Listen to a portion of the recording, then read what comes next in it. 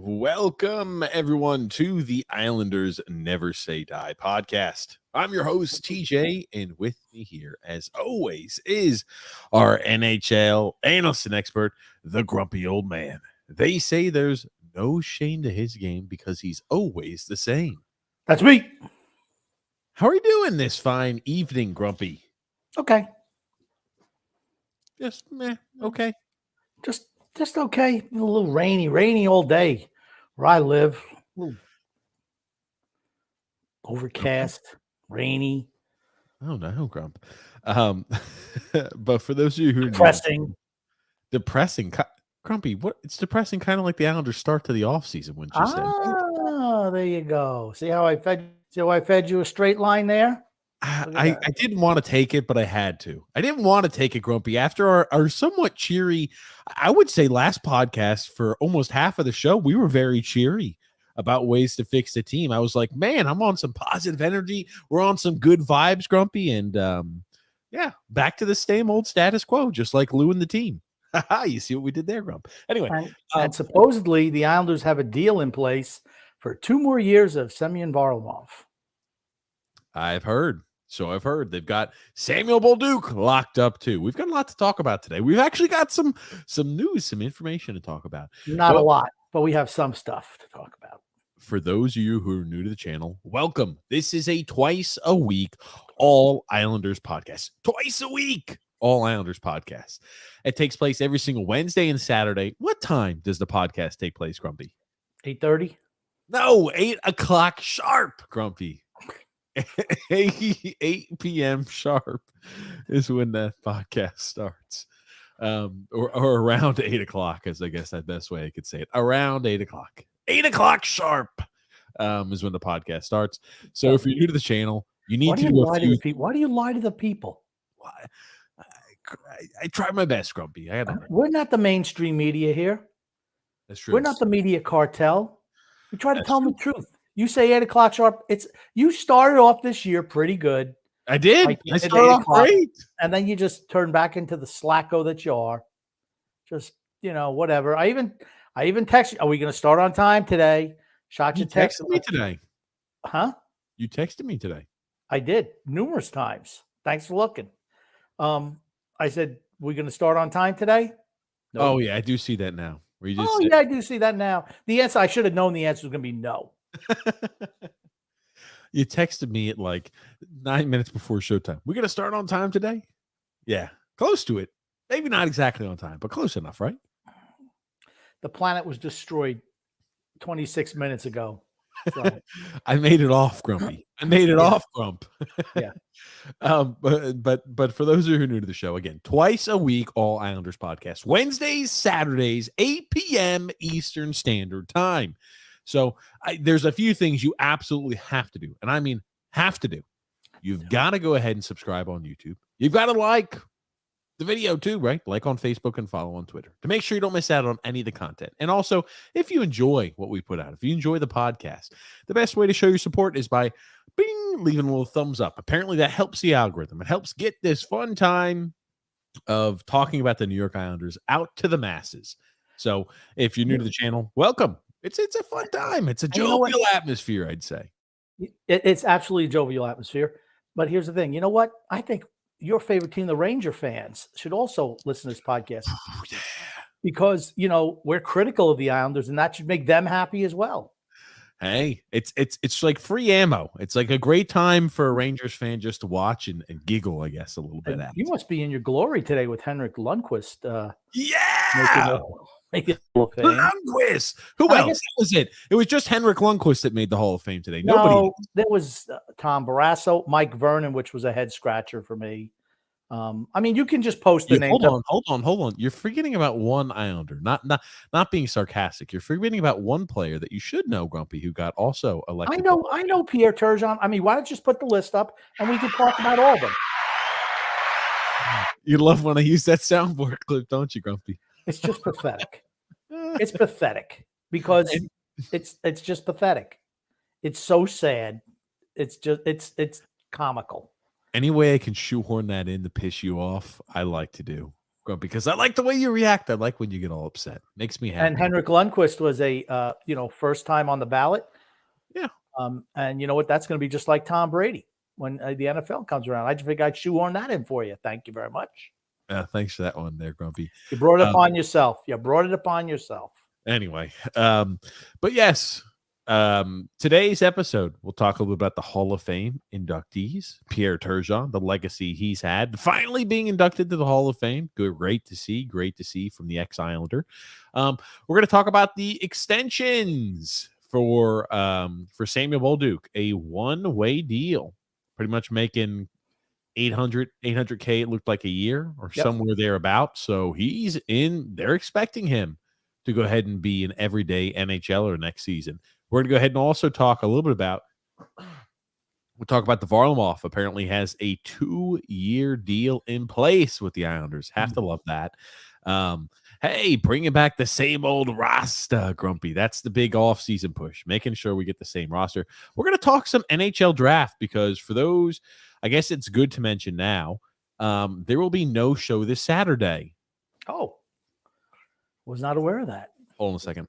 Oh, shit. I don't know what other soundboard button. I was going to fuck it up. Oh, So I thought you were going to hit the cheering button. That's what the fans are saying. No show this Saturday. Is that what they're saying, Grumpy? Oh, my God. This one, hold on. Damn. I don't remember what the buttons are. I don't want to just start randomly clicking shit.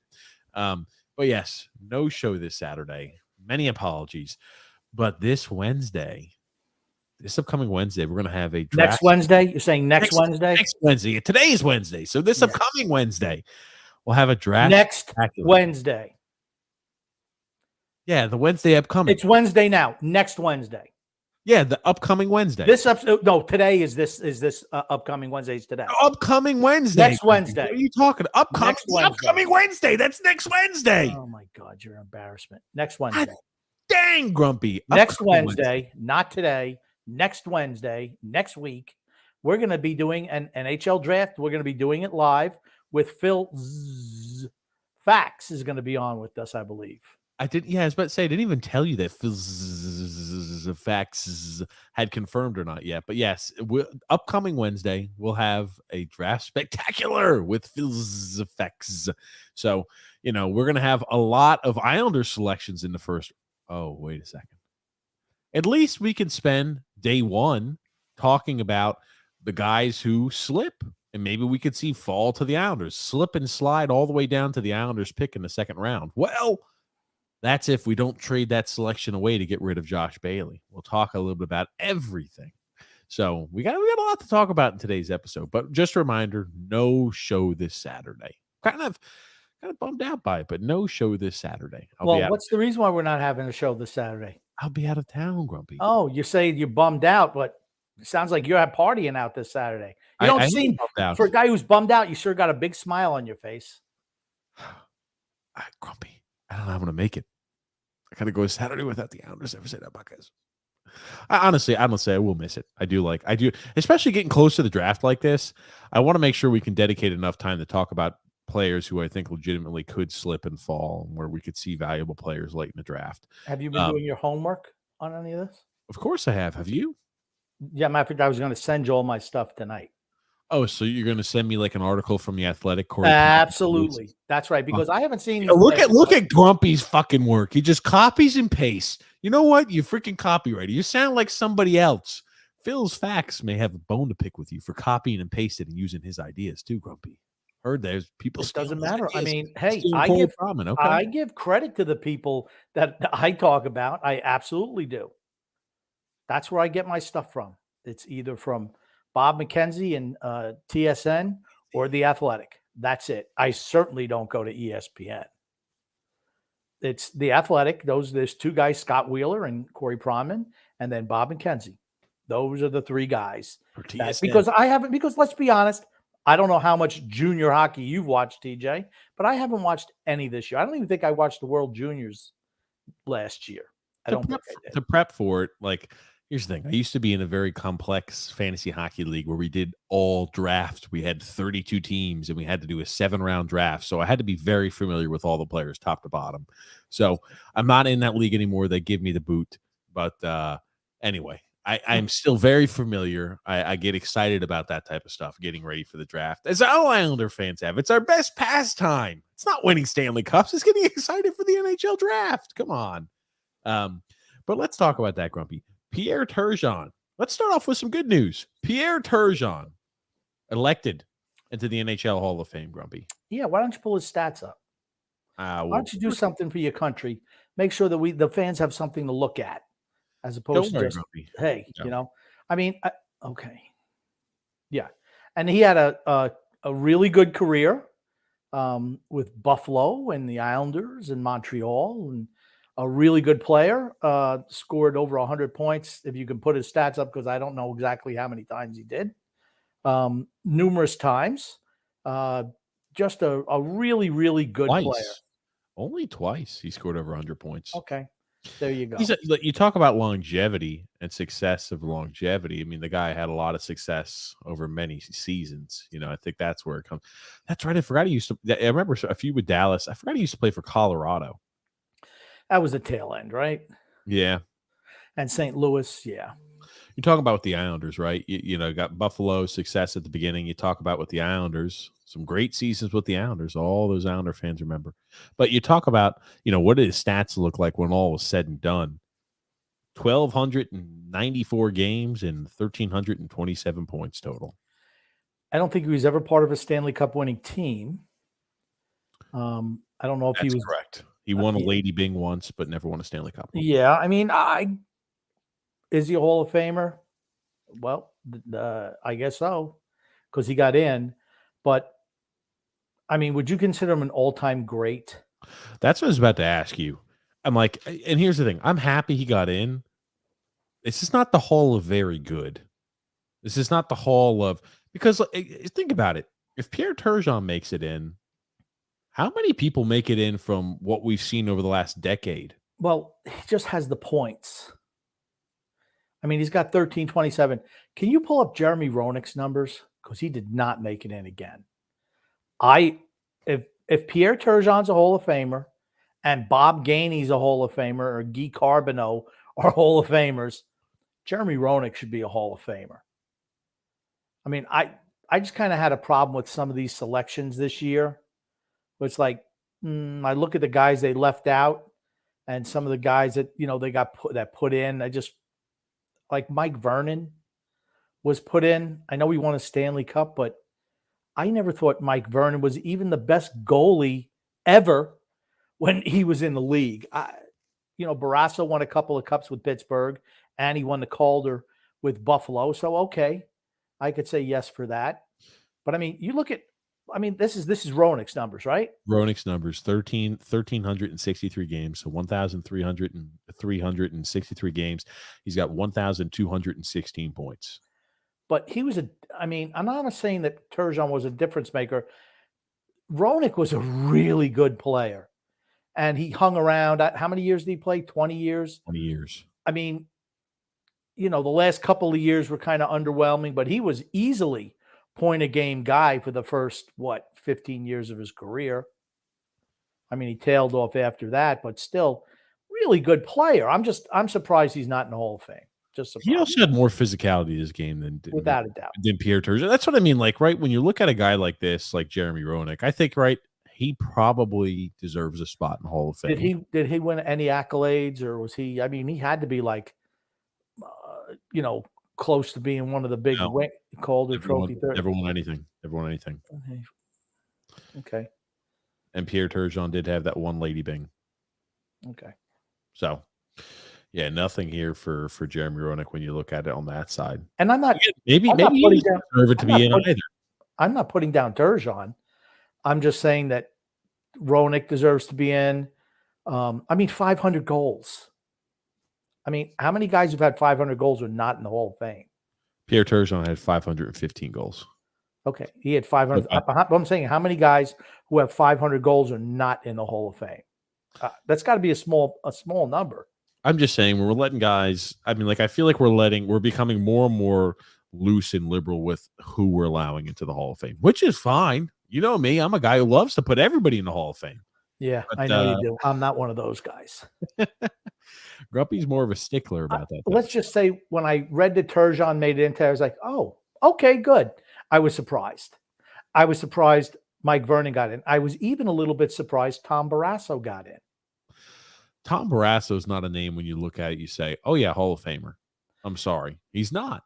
But are we really that like devoid of I'm sorry. You just can't elect everybody into the Hall of Fame. I believe he won Calder Trophy and he won 2 Stanley Cups. So, I mean, I think Tom Barrasso had good numbers. He did. Lundqvist was, that's a sure downer, no doubt. Yeah, no doubt about it. And then who else got into the Hall of Fame today? Can you just run all the names? Okay, I'm sorry. Tom Barrasso had shit numbers. And this is what I mean. When you try to look at goalies and you try to look at statistics from different time eras, his numbers were garbage. But it's like, compared to the way we look at players now, a career save percentage of an 892. That's what I mean. Like when you say numbers are good, goals, the game was different, right?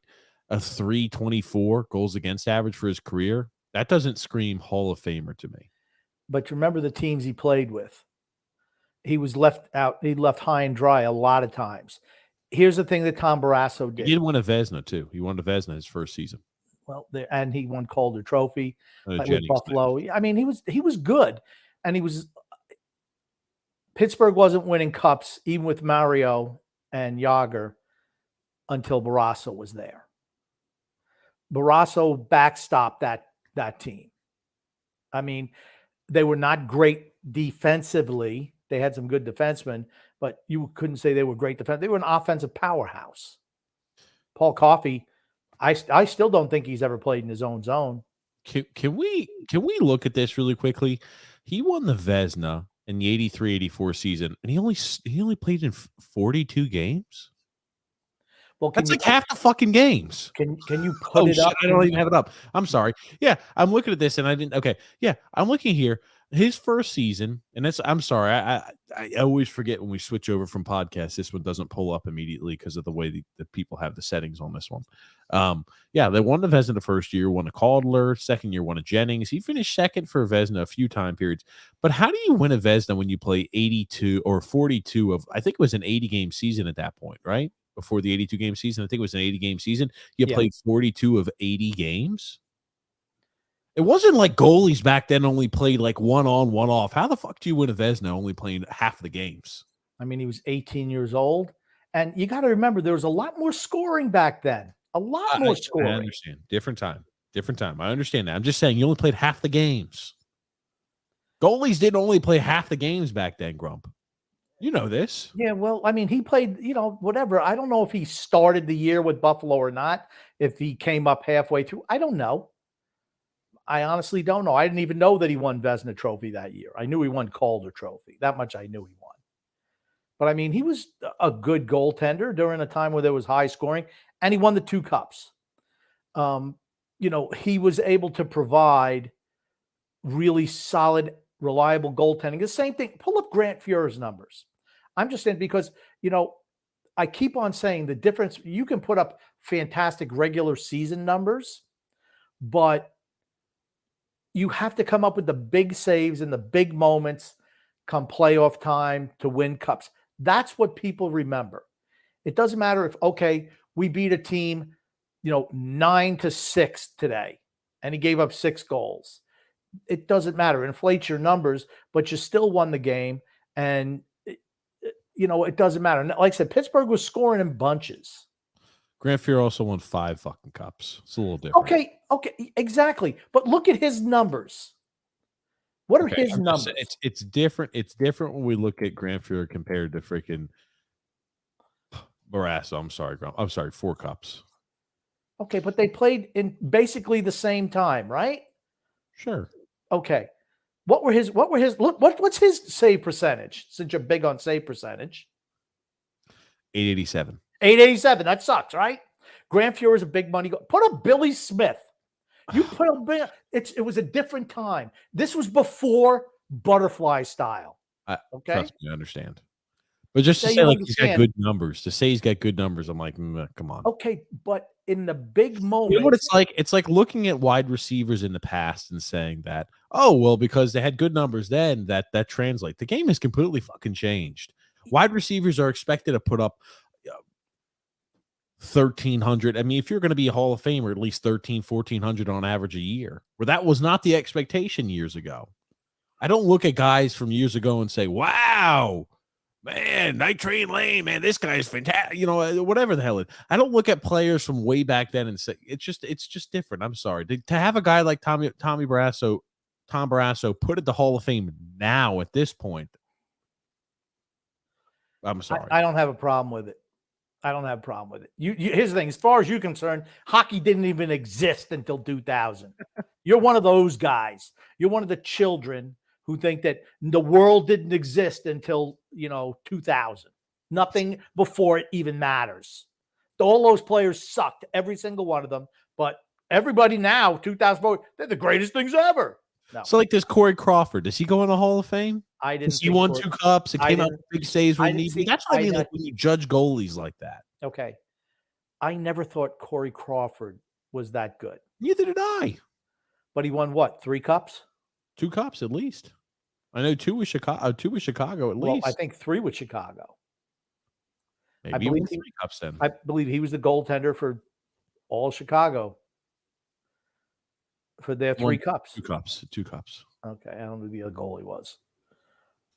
I mean, I was surprised he got in. Absolutely surprised. That's what I'm like, who else got in? Corey Crawford got in? I thought that's what you just put the list of the people who got in today, please. Christ, I'm saying, don't you think? Please put the list up. I said, let's put the list up so we can talk about them. And here you're just throwing people's names out. Put the list up, please. Humor me once. Hey, Grumpy. So everyone can know. So they're not, Corey Crawford got in? Put the freaking list up. Put the list up. Okay. Fuck. This only gives me certain players. Hold on. I sent you an article on it today. Fuck. Okay. Jesus Christ, how many times I got to tell you this, Grumpy? Grump. It does not immediately feed through. Grumpy. Okay. Here we go. Notable. Oh, fuck. This is just a notable class. Just go to NHL.com. No, is that what I should do? Yes. Why don't you talk about some other thing? Was to try to get the shit pulled up, huh? We'll talk about your failure for having things presented to the people, so there's a nice, coherent conversation we can have. That's what we need to worry about. Lundqvist got in. Yes, absolutely. That was a no-brainer, right? Tommy Barrasso. Okay. I mean, he came up big for Pittsburgh when they won cups. They were great anyway. But okay. Mike Vernon, I know he got in.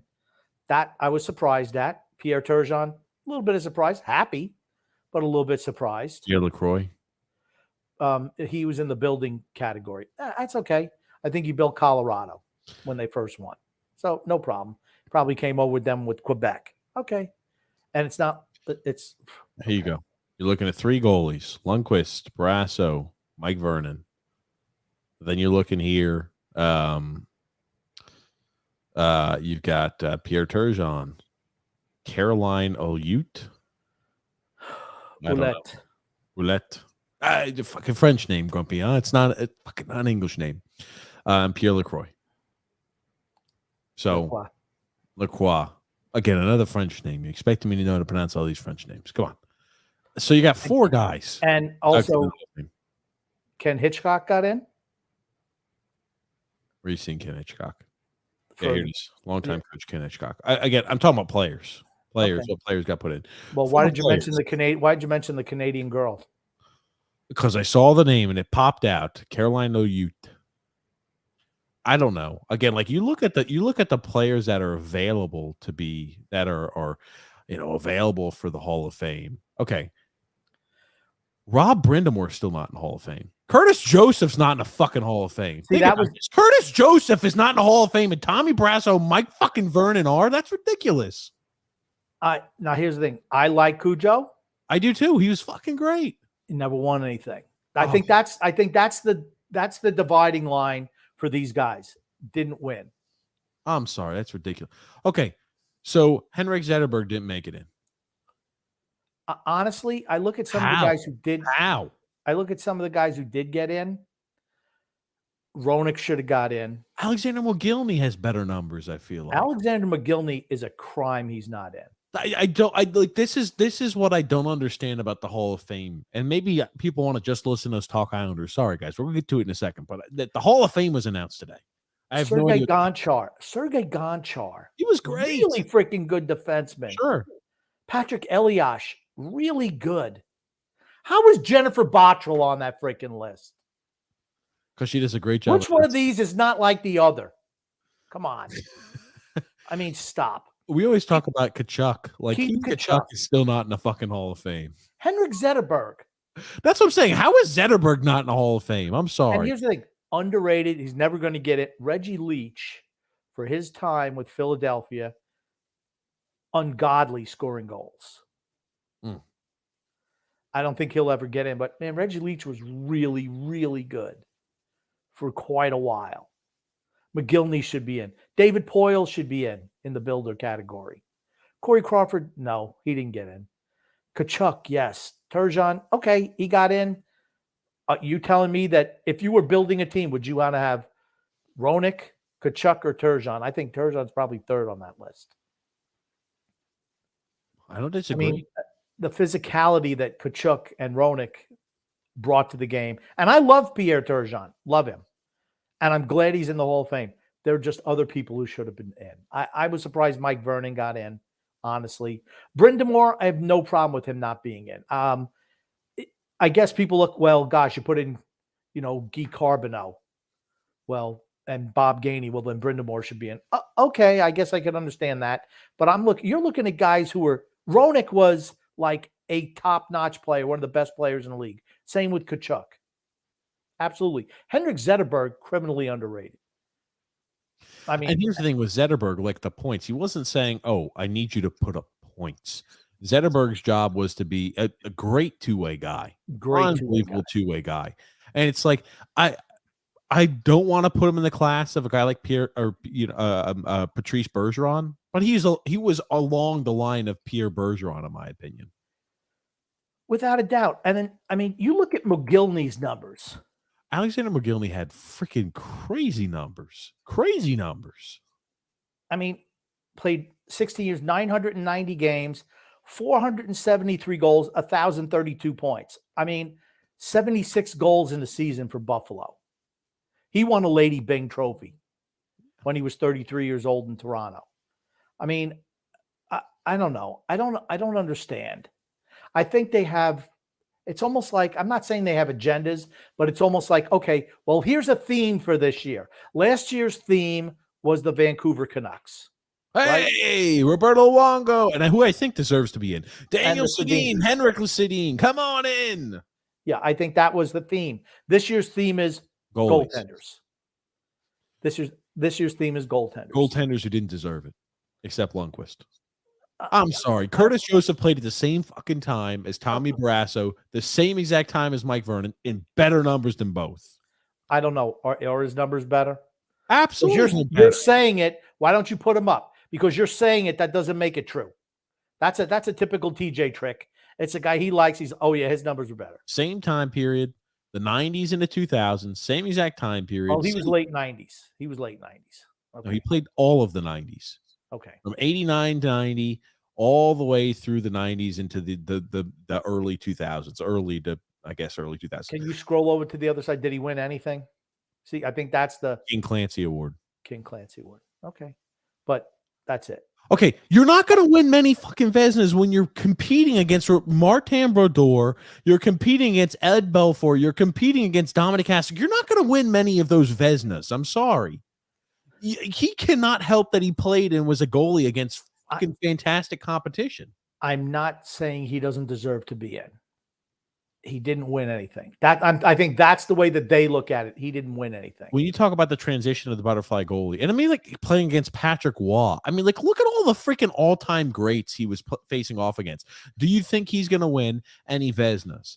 The answer to that is no. Because you've got Waugh, you've got Martin Brodeur, you've got guys like Dominic Hasek. They're the ones who are winning yourself Vezinas. Yeah, I mean, but he played, he played for 5 teams. And here's the thing. I'm not putting him down. I think he deserves to be in. I'm just trying to say, hey, Why didn't he get in? I think because he didn't win anything. I think that's the reason why. I think because they're stupidly putting in guys like Vernon, Tom Barrasso, and Pierre Turgeon. It's leaving off guys like Curtis Joseph off the list. Here's the reason that TJ thinks he belongs in. He remembers watching him as a kid. He never saw the other guys play. Never. Not freaking one game did he ever see the other guys play, but he remembers Curtis Joseph. Curtis Joseph was a freaking legend, Grump. He's a legend. All three of those.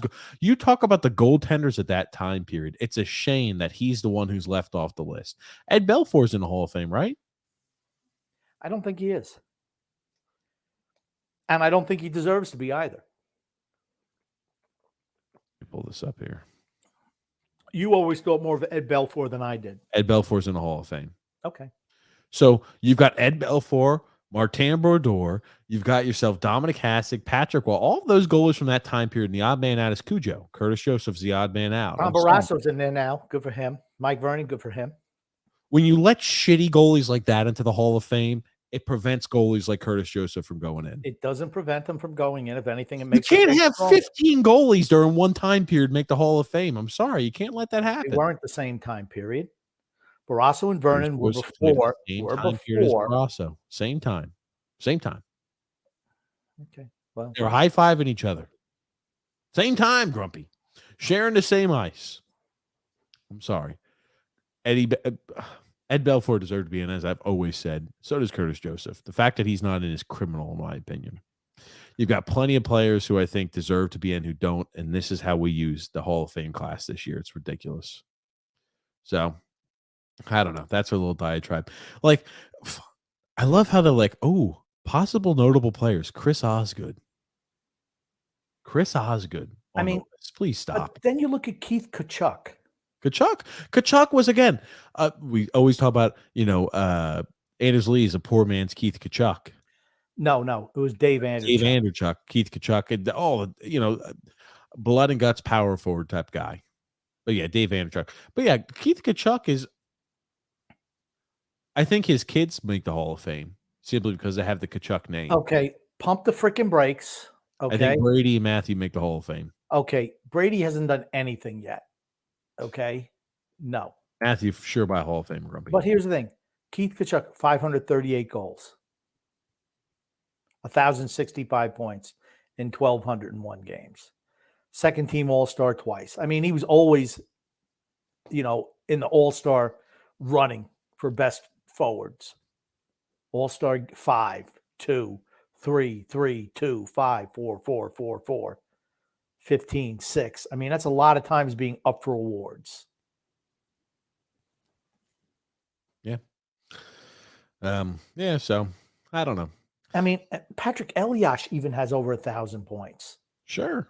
Yeah. Rob Brindamore is a guy where I think I'm like, what? I don't know.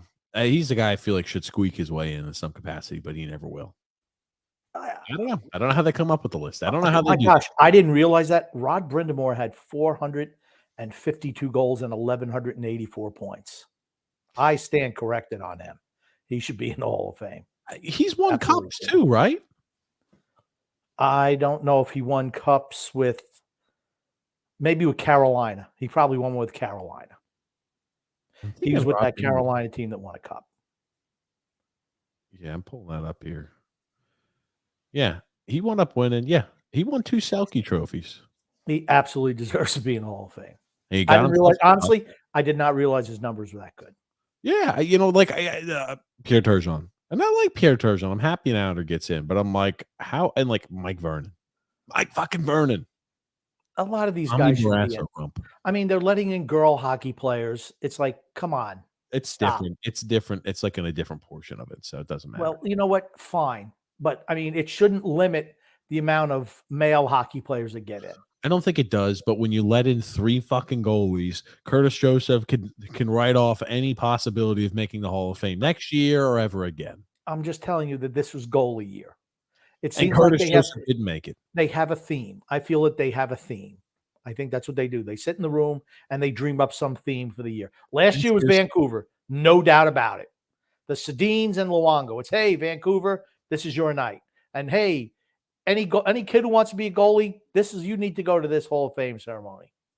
Hey, don't worry, Grumpy. Next year's left shot defenseman night. Left shot defenseman year. So they're going to have to scrounge up some of that. But yeah, I don't know. It's always fun just to pick and choose, what you don't like about those type of Hall of Fame inductions. But I just think that to let in like Guy Carbonneau when he got in, he was a good defensive forward. Bob Gainey, good defensive forward, really good defensive forward. But it's like, okay, I think putting the puck in that's really, really important too. McGillney's a crime that he's not in the Hall of Fame, honestly.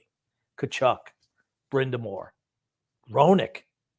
How's Roenick not in the Hall of Fame?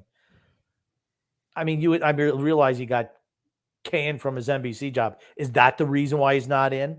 They're afraid to put him in. Oh no, someone might say something. It's kind of like the Curt Schilling thing. Is the way I look at it. It's like same exact shit. Curt Schilling not in the Hall of Fame because Winner. what he was that a winner.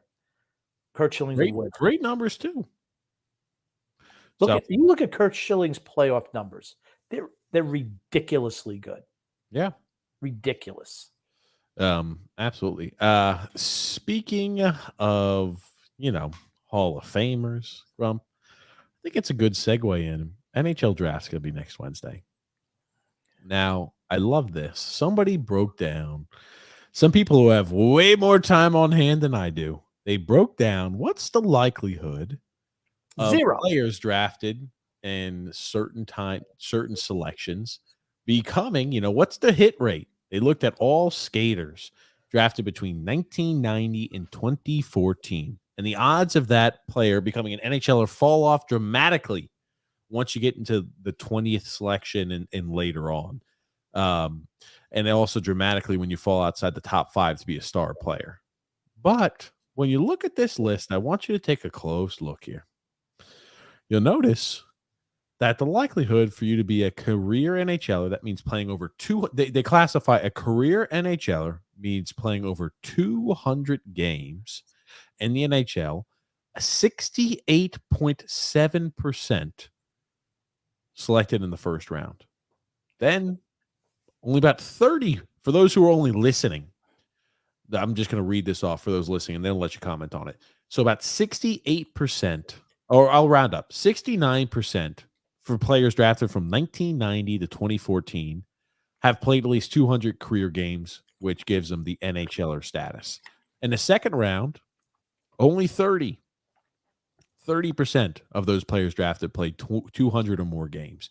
You look at the third round, well, it's 22% have played more than 200 career NHL games. Fourth round, 17, fifth round, 12, sixth round, 14, and then 7th through 12, about 10%. So you'll notice here the likelihood of you getting a career NHLer playing 200 games or more and being a consistent player, you're going to have a much higher probability for them to do that if they're drafted in the first round. And it's almost about half of that is what you're looking at every other selection after that point. And that's not even a star, what they consider a star. Sure. Yeah. Then they show another graphic on the other side where in the first round, where, the Islanders, I just look at number one pick, 100% have played 200 NHL games. Picks 2 to 5, 92.8%.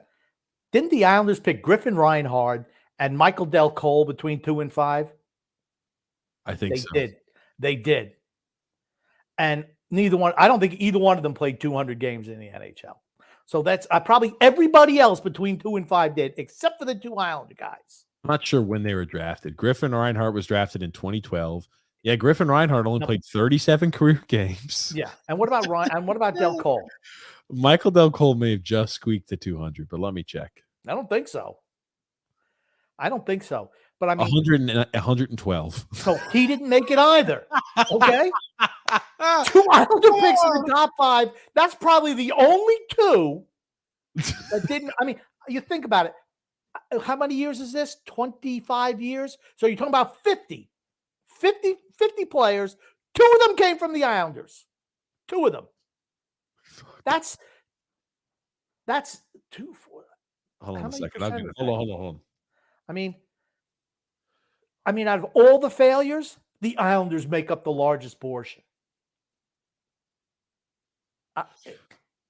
So roughly, you look at the career NHLer status. There's like 4, or like there's like. Hold on a second. You said 500. No, there's not. Hold on. There's not 500. You got 5 selections times 25 years here, Grumpy.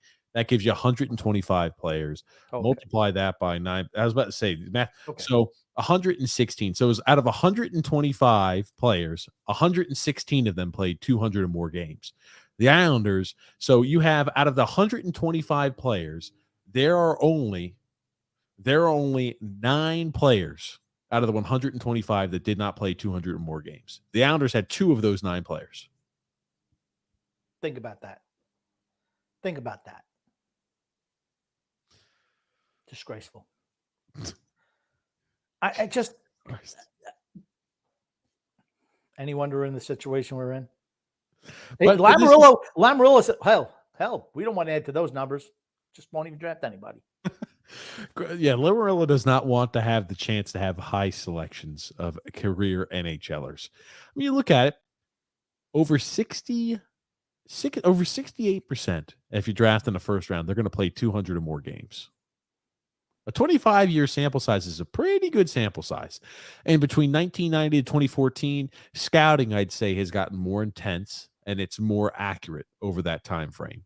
Not 100%, right? But more accurate than what it was in the 60s and 70s and so on and so forth. That's so fair. You're looking here, you got a 69% over about a 69% chance if you're drafting in the first round, they're going to be a consistent NHLer. They're going to play 200 or more games for your franchise and your club. Well, what happens if you don't draft a first rounder 4 years in a row? Well, I'm saying you're not going to get those consistent NHLers from your prospect pool and your pipeline. I don't think there's one player. Can you name a player that Lamoriello has drafted who you would consider someone in this group of NHLers, 200 plus games? There are none. Samuel Bolduc. Okay, he hasn't. He can be. I'm saying he can be, right? To tie this all in together, Samuel Bolduc signs a one-way contract for 2 seasons, making very little money. So obviously he's in the plans and the expectation that he's going to be in the Islanders lineup next year, or healthy scratch. He's going to be up with the Islanders organization next season. All I'm saying is you look at Lou Lamoriello's draft since he's gotten here, because the first draft doesn't count. First draft does not count. He was not. But he was there for 4 days, Grumpy. He was not responsible for that. The other 4 drafts, there have been not one player who you would consider an NHLer. Not one in 4 years. And make this 5. Because when you're picking in the second round, I mean, Ratu, gone. Right? So that'll never pan out. I can't even tell you how many guys total, how many games they've played for guys that he's drafted. 50, 75 in 5 years? I don't know. You tell me. Don't you worry. So Ratu, well, here's the thing. Ratu, technically, do you want to count the games that he played for Vancouver? He played 12 games. No, just Islanders. Just for the Islanders. So out of our 2019 draft class, we have a total of 67 games played. 17 for Samuel Bolduc and 50 for Simon Holmstrom. Yeah! You said you don't want to include the 2018. That's the one with Dobson, and no for that one. Well, here's the thing. Dobson and Oliver Wahlstrom are the only 2 that have played NHL games so far. You know, it's still early yet. Yeah. But in 2019, you've got 2 players that have played out of that draft class, Simon Holmstrom and Samuel Bolduc. He had nothing to do with that draft, though. So yeah, any failures. 2019 he did. Any failures don't go to him either. But every year after that. Yeah, so 2019, he was there for the full season. You know, he makes the decisions, et cetera, not just 4 days. So 67 games played between Simon Holmstrom, Samuel Bolduc. Okay. We had 1 game played out of all the selections in the 2020 draft class, and that went to William DeFore. 1 game played. 68. Okay. We had 12 games for the Islanders with Aatu Ratu out of the 2021 draft class. 80. So I don't expect any out of 2022, just last year. So none out of 2022. So 80 total games played over the last 4 years draft classes. So if you add up all of the guys that he's drafted just to try to get to one NHLer, you're not even close to it. Okay. That being said, though, it's early yet. I will say the players drafted in 2019, kind of about time whether you're in the NHL or not. So like Samuel Duke, I feel like will be in the NHL consistently. And whether you want him to or not, Simon Holmstrom will be our Josh Bailey replacement. He'll be playing a bottom six role all next year. He'll be permanently in the bottom six, Grumpy. Don't you love it? Josh Bailey 2.0. Nowhere to go. Calling that on draft night, I stand by it. Damn, I tell you. Now, rumor being, Grumpy, hey, Islanders still looking to move Josh Bailey. Hey, maybe they're going to have to take Zaitsev back. Excuse me. Maybe we're going to have to take a bad contract back, Grumpy. Why would you move him to bring a bad contract back? Hey, we can offload one bad contract, but we can bring in a contract maybe for a defenseman. Why? Why trade one bad contract for that? Doesn't free up any salary cap space. If you're truly in a win now mode, that's correct. Does not make sense to me. It doesn't make sense to me, period. If you want to get rid of Josh Bailey, you should have dumped him years ago. Like I suggested, move him right after that when he had a good playoff series. Move him. There are now. That's why you listen to this show. We are so far ahead of the curve on what the Islanders should do. I'm gonna run to the bathroom here for a second, but I'm gonna leave you the question, Grumpy. Okay. What is going to be your reaction if the Islanders on draft night or the second day of the draft, so Thursday, they trade away their second round pick to get rid of Josh Bailey? What's going to be your thought process? What's going to be your reaction? I don't even care. Honestly, I'm past the point of caring. I've put a scenario out there where obviously they don't think anything about draft picks. Okay. In 2-3 years, we're going to be one of the worst teams in the league. We just will. Particularly if they don't sign Sorokin back. I'm not looking. I don't care if Josh Bailey hangs around and sweeps out the closets and does whatever he does, make him a puck boy. I don't care. Humiliate him if you have to. I'm not trading assets to get rid of Josh Bailey now. Not at this point, I'm not. It's one more year. We're not going anywhere next year anyway. Doesn't matter. Doesn't matter if you get rid of Josh Bailey, you bring him in. Doesn't matter. Sign some guys on the cheap and hope they pan out. Send Josh Bailey to the minors. Maybe he'll quit. Maybe he'll retire. I don't know. I'm not buying him out. I'm not trading assets to get rid of him. Just not going to do it. That time for me has long passed. Long passed. They could have moved him years ago, decided not to. Oh, he's such a great guy. You're there to win. You're not there to, make friends. It's great they're all friends. Great. They don't win anything. That's my biggest issue with the team. We don't win anything. We're not close to winning anything.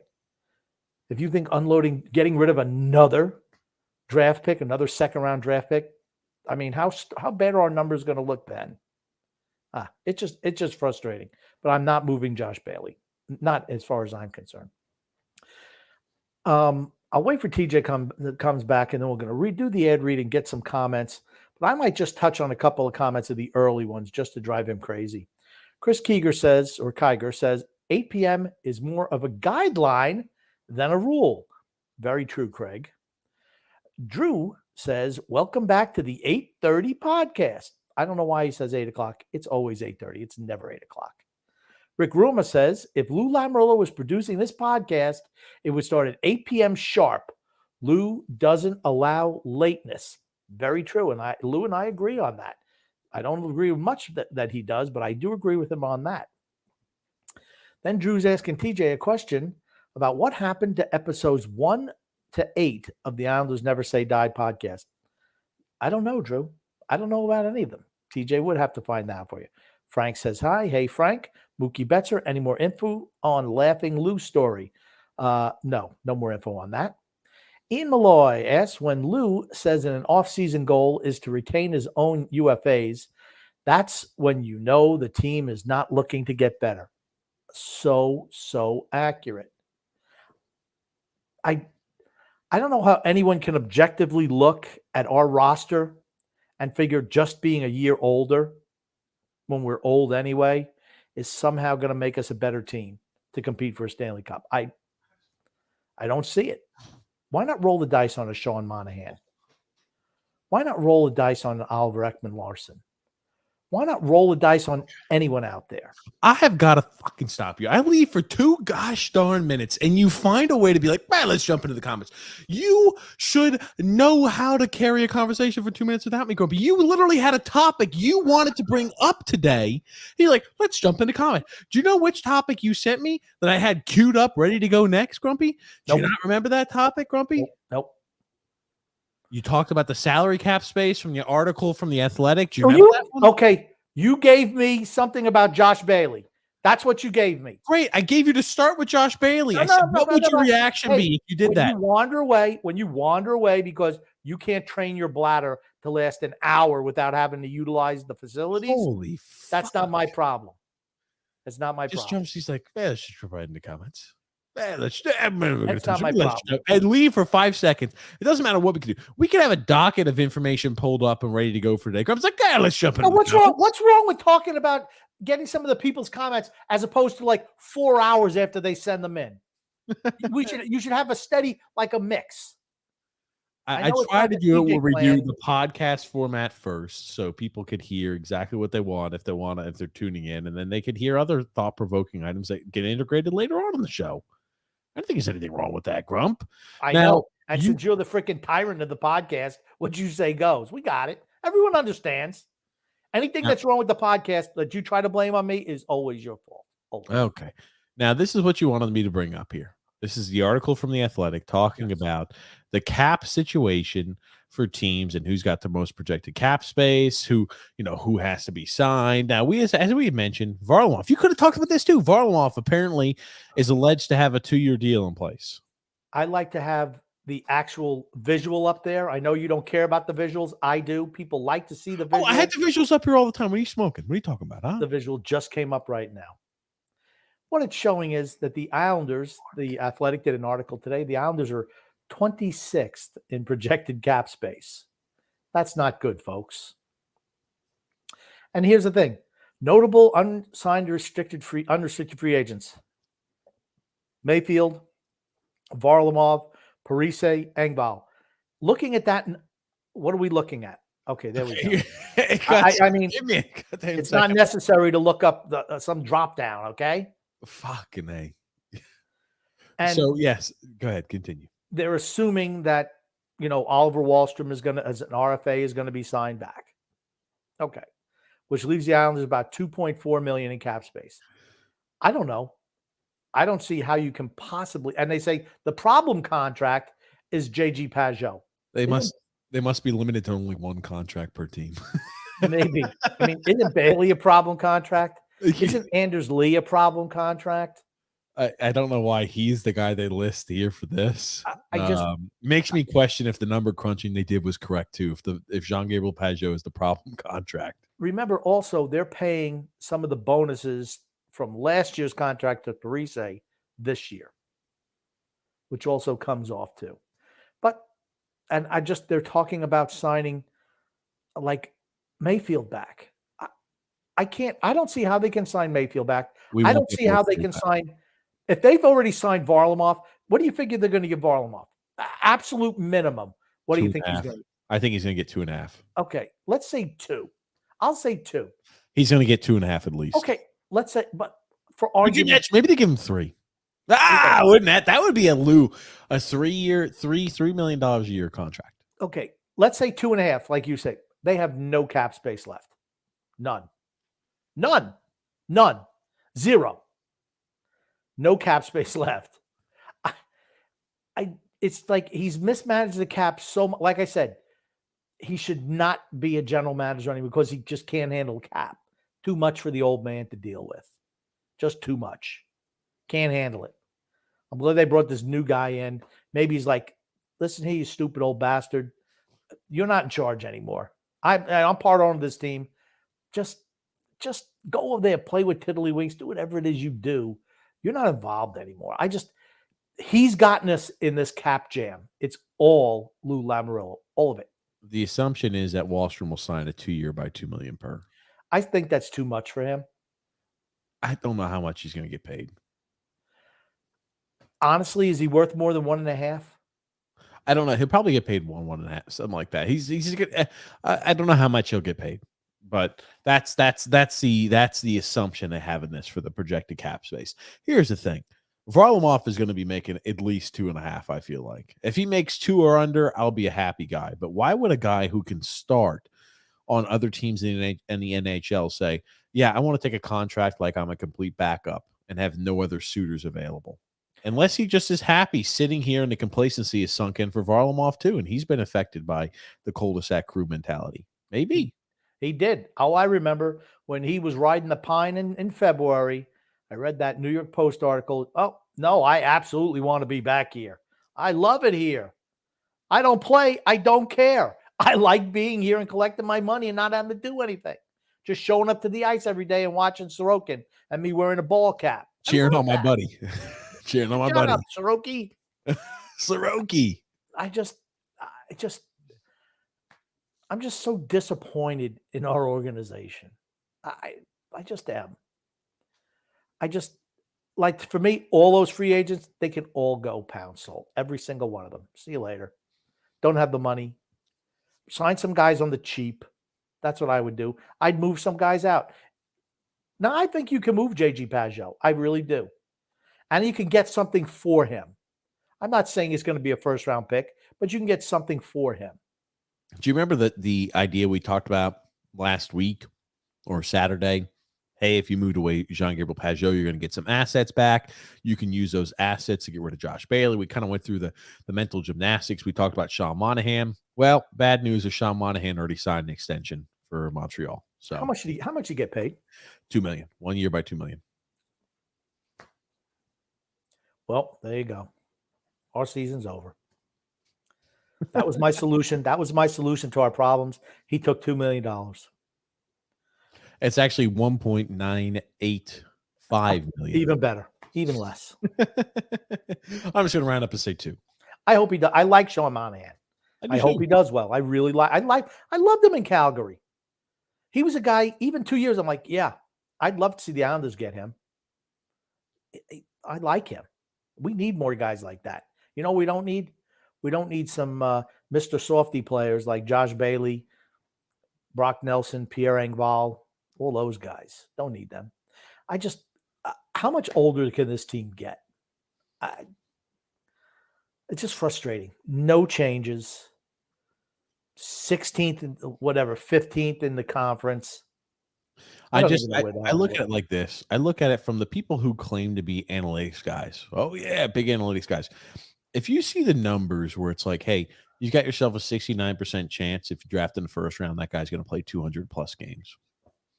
And we say, oh, yeah, I don't care about giving up those first-round picks. Whatever. It doesn't matter. First-round pick, first-round pick. Who gives a shit? When you see that for 4 years in a row, and you see, oh, we're giving away additional picks in later rounds, like Calio Delius, he's there. He's a second-round pick. We traded away Atu Ratu, our second-round pick in the 2021 selection. We traded away our second-round pick in 2020. We didn't have one. And in 2019, we have Samuel Bolduc, who may look like he can do something and contribute. But time to move him. I was about to say, on a cheap, affordable contract, when he starts playing well, when he has a contract extension that comes up, maybe then it's time to move him. But, again, like I hope Bolduc pans out, but you consistently don't have draft selections. Your team is going to struggle long term. It's just how that works. Frustrating. Let's say frustrating. It's frustrating. It's just frustrating. I mean, young guys who contribute, those are the guys you should invest in. Cut the dead wood away. Just cut it. It's like you prune a tree. You get rid of the old dead shit and let new sprouts come up. It's like tending to a bonsai tree. When it gets to that point, you gotta cut it off to let the foliage continue to grow. It's like a rose bush. You ever seen a rose bush that's grown out of control? It's like thorny. It's just shooting all over the place. It'll pop out a rose every once in a while. You keep that thing cut down and trimmed up, man, it comes out nice. The whole bush looks good. Otherwise, it looks like the New York Islanders, a disaster. Now, I'm going to ask you if you read this article. I did not, so I won't comment too much on it because I did not have time before the podcast to read it. But I love it by Kevin Kurtz, at least the titling and the tweet about it. So it says, Lou Lamoriello's plan, it would seem, is to try to return much of last season's Islanders. This means sticking to the style of grinding out low-scoring affairs. One problem, writes Kevin Kurtz, the game is evolving and New York isn't. Well, it's funny because I did read that article, and he touches on points exactly what we've been saying for months. For months. How they tried to change to fit the modern NHL style with Lane Lambert. The guys wanted it. The players all wanted it. And then when he found out it didn't work, he went back to the Lamoriello system. Same thing we've been talking about for months, right? He just put it down in written form. So now people will maybe start believing. He just should have said, courtesy of the Islanders Never Say Die podcast. That's what he should have put it in his article, honestly. The Trailblazers on the Islanders Never Say Die podcast. I say it again. You want to find out the state of the team months before it actually happens, listen to this show. If you don't, follow, be like the other lemmings. It's like you're on tape delay. Why the hell would you wait on tape delay when everybody's talking about it now? You don't need to be on tape delay. Nope. Very true. Yeah. And he was talking about, a big thing, getting Scott Mayfield back. It's like he was pointing at that was it. Getting Mayfield back. I mean, I don't know where we're getting the money from. Just dumb. Frustrating. It's just frustrating. Next, you know what? Here's what I predict is going to happen on next week's NHL Draft Spectacular.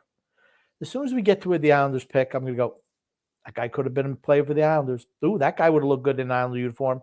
Oh, so about that guy. You know, we're not going to see teams reaching for guys like Simon Holmstrom in the first round. That we won't see.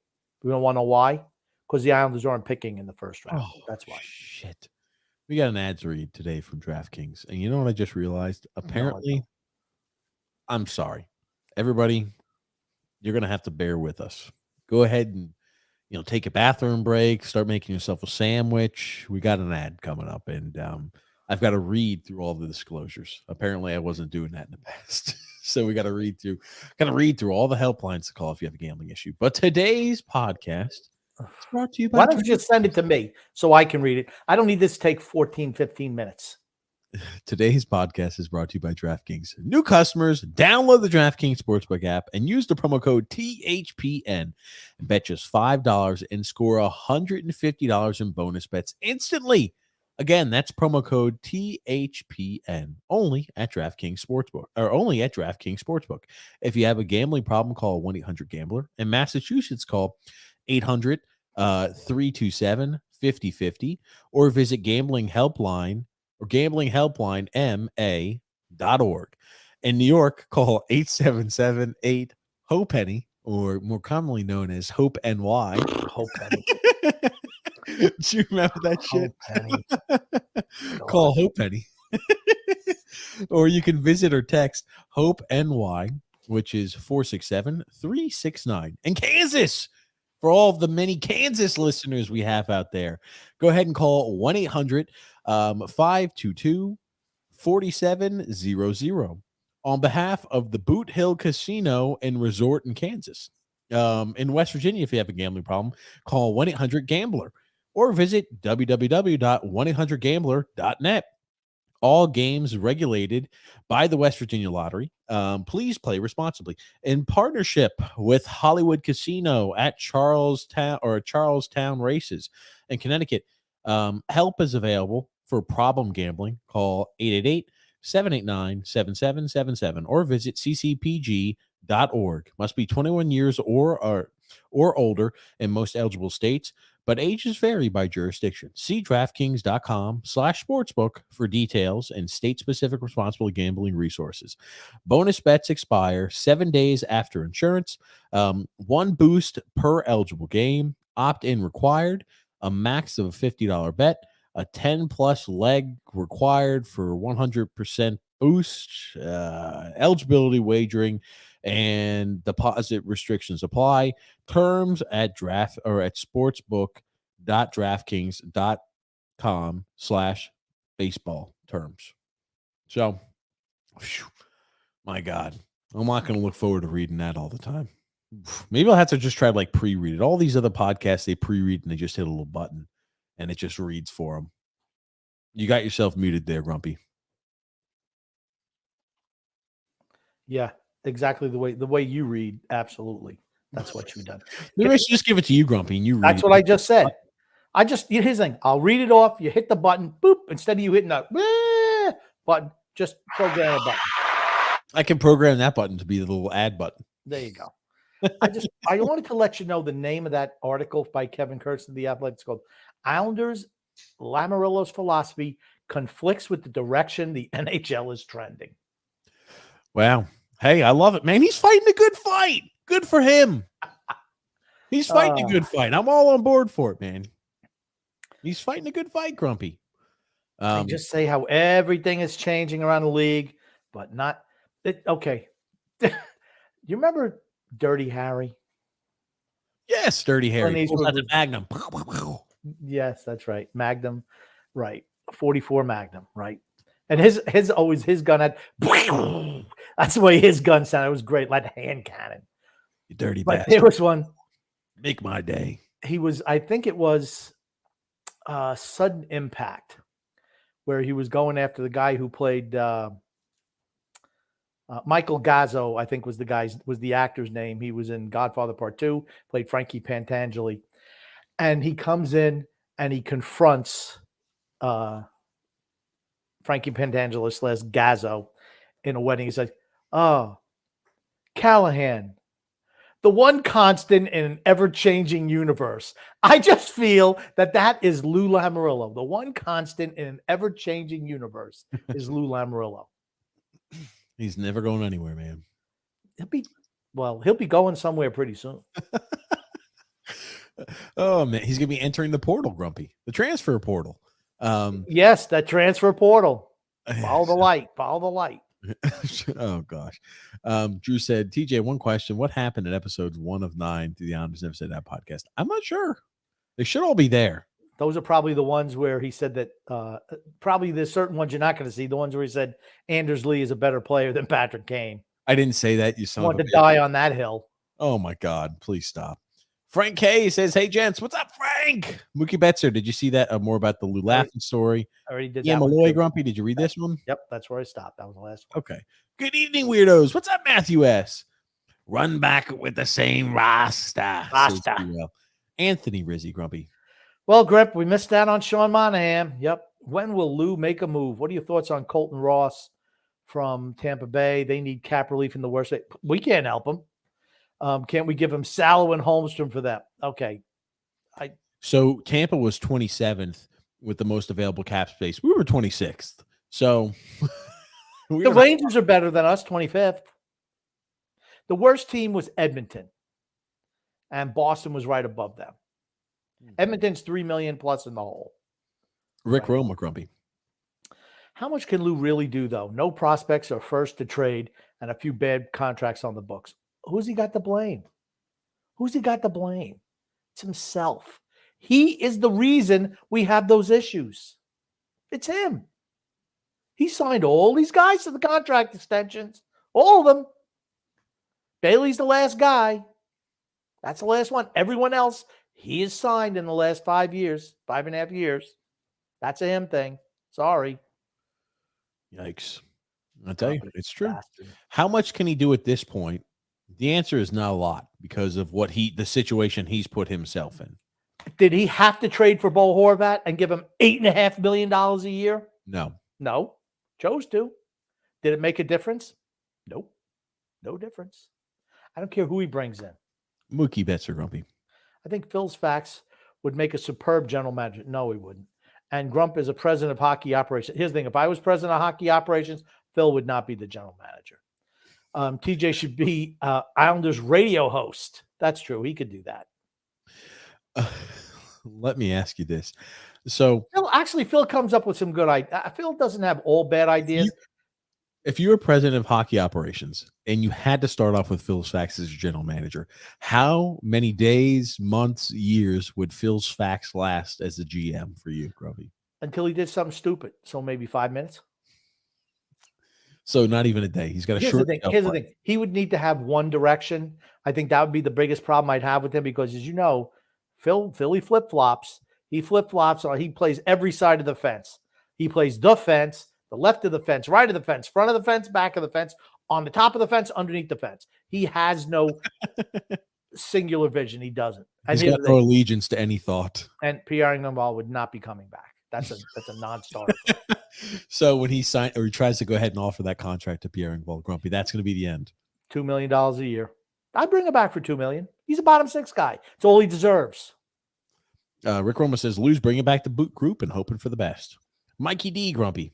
What are you guys pre-draft and pre-free agency 23-24 Metro rankings? I'm going to go Carolina, Devils, Rangers, and Pittsburgh is my top four. Yeah, absolutely. I'm saying Washington is 5, we're 6. I don't know if Washington's any better. I think that John Carlson was a huge fucking loss for them. And they missed Nick Backstrom. They missed Nick Backstrom and Tom Wilson for over half the season. Like we talk about, oh, great, that's the success of our year. We made the postseason without Matt Barzal and Pelech missed a bit of time. They played over half the season without Tom Wilson and Nick Backstrom and over half the season without John Carlson. Okay. But they're old. Yes. They're old. They are old. I mean, we're old too. Pittsburgh's old. Pittsburgh should go out and get Connor Hellebuck. If they get Connor Hellebuck, they're immediately over us. If they don't address the goalie, they're just as bad as they were last season. If they do not address a goaltender issue that they have, they're just as bad as last year, and I think we're better than them. Yes. They have no goalie. Their goaltender. So them finishing 4th is them actually addressing the goalie need by bringing in a legitimate goalie. If they don't do that, there's no way in hell to make the postseason. Oh, can I just say one other thing? You know, for guys like Phil and guys of his ilk. Oh God. You know, he's always ripping Carolina like they have no money. Carolina is 5th in the league in cap space. 5th. They have guys to sign back, but you know what? They're smart. Every year they know what they're doing down there. They just do. All right, they got a bunch of UFAs. So what? They'll let a bunch of them go. They'll bring in a whole bunch of ham and eggers, and they'll all play well. Because they do every single year. They need goaltending too. I don't think Freddie Anderson is the answer there. Anthony Rizzi says here, Lou needs to move Bailey early and not wait until training camp. Okay. I'm sucking it up. I'm thinking we're going to suck next year. Keep Bailey and then just let his contract go out and let him fade away. So, and another thing to mention too that they're talking about frequently is this Bolduc contract has nothing to do with Mayfield. Bolduc, left-handed, Mayfield right-handed guy, so probably has nothing to do with that. I would say probably not too. Do not expect anybody big coming back in return to play the right defenseman. What does it tell you with a one-way contract though? It's probably they expect him to be up there in the league, or they're hoping that he will be the guy to be on the bottom pairing, and I'm fine with that. Honestly. Yep. He should be the bottom pairing guy. You need to get a veteran to play a right shot defenseman. That's what you need. Again, you don't want Dobson playing with Bolduc. It's a mistake. Goon Grumpy. As expected, King Hendrick getting into the hallowed hall has the New York sports writers licking his backside, while underrated Islanders great Pierre Turgeon is getting in as a little to no coverage. Rat farts. I don't know. We talked about it earlier. Yeah. Henrik Lundqvist deserved to get in the Hall of Fame. He was really, really good. E. Malloy says, maybe having the same roster is good. No, it's not. They will stink and have a lottery pick. They'll fire Lou. It's a really good free agent class next year, so maybe that's the year we acquire free agents and be good. I'm going to say they're not going to fire Lou Lamoriello because he should already be gone. Every other team, you have a year you don't make the playoffs, you lose your job. You have 2 years in a row where you underperform from your lofty expectations, Stanley Cup or bust. How are you keeping your job? And there might be free agents now, but what you're going to see is teams signing guys this offseason for next year, like we're going to try to do with Sorokin. Big free agents don't hit the market. Yep. They just don't. Teams, the smart teams, have figured out how to do it. Rick Roma, Grumpy, says, Mike Vernon, a Hall of Famer. Wow. Surprising. Mikey D, Grumpy. As an Islander fan, I'm not so excited about Laviolette, along with Michael Pekka, now Phil Housley, as assistants for the Rangers. A real structured system and coaching staff could be what they need. Agreed. Yep. Agreed. I still think they need still think they need better defensemen. Mookie Betts, sir. Devon Taves ranked as the 5th best complete defenseman in the NHL. Lou traded him for 2 second-rounders. Has anyone ever called him out on this? We have. We called him out the day of the trade, the week after the trade, month after the trade, years after the trade. We've called him out on that numerous times. That's why having Phil's facts as your general manager could be a problem. Phil's facts, even all for that for a season, was like, Devon Taves not that good. Not that good. He just could not stop talking about it. So, yeah, that's why Grumpy's got to keep a close eye on Phil's when he's the general manager, Grumpy, when you're hockey ops. Here's what would have happened. He would have said, yeah, I'm thinking about moving Taves for 2 seconds. I'm like, what are you, insane? Hand in your papers now. Give me the card to the executive bathroom. You're gone. Oh, God. Goon, Grumpy. So the Islanders replaced their highly gifted power play coach with an orangutan. Couldn't do much worse. Arizona is not interested in Bailey, says Rick. No one is. Mikey D, Grumpy. I don't know if we ever have mentioned this, but it seems pretty clear that Fredo runs the drafting department. I don't think he does. Lou said that Fredo was at the combine interview. Oh, my God, interviewing Kens instead of him. Yikes. Is it? Well, you know what? Even Papa Lou knows, you know what? Let him talk to some guys. Let him talk to Connor Bedard. Let him talk to all these guys that we're not going to be able to pick. And so he thinks he's part of the team. That's what it is. I mean, I would hate to think that Fredo has anything to do. Well, that would make sense, though, wouldn't it? We don't bring anyone who's any good in via the draft. Fredo and Lou. The worst things that's ever happened in the New York Islander community. Hold on, is that seriously true? That's what he said. Lou said that Fredo was at the combine interviewing kids instead of him. Yikes. Well, that could be because he's like, these kids, they suck. I'm not even gonna interest myself in talking to them. And what's up, Charles Dittmer? How are you doing here today? Mary D says, well, it's 8:25 doofs. Goon says here, TJ, I never heard that Casey Zizekas' story before that you mentioned the other night. Want to pull up from manslaughter to the NHL. Casey Zizekas has done it all and read it aloud. I'll pull it up in a second and see. I remember reading that back in the day. I think somebody had brought it up on the show, and to me, I was like, holy shit, what? Casey Zizekas, had manslaughter charges against him for killing somebody in a lacrosse game. Adam P, what's up? He says, hey, gents. Drew says, I'll try my best, Grumpy. I try my best, Grumpy. TJ, your best isn't good enough. Keep reading comments, Grumpy, because you're going to read and interrupt me as I'm reading them. So keep reading, my guy.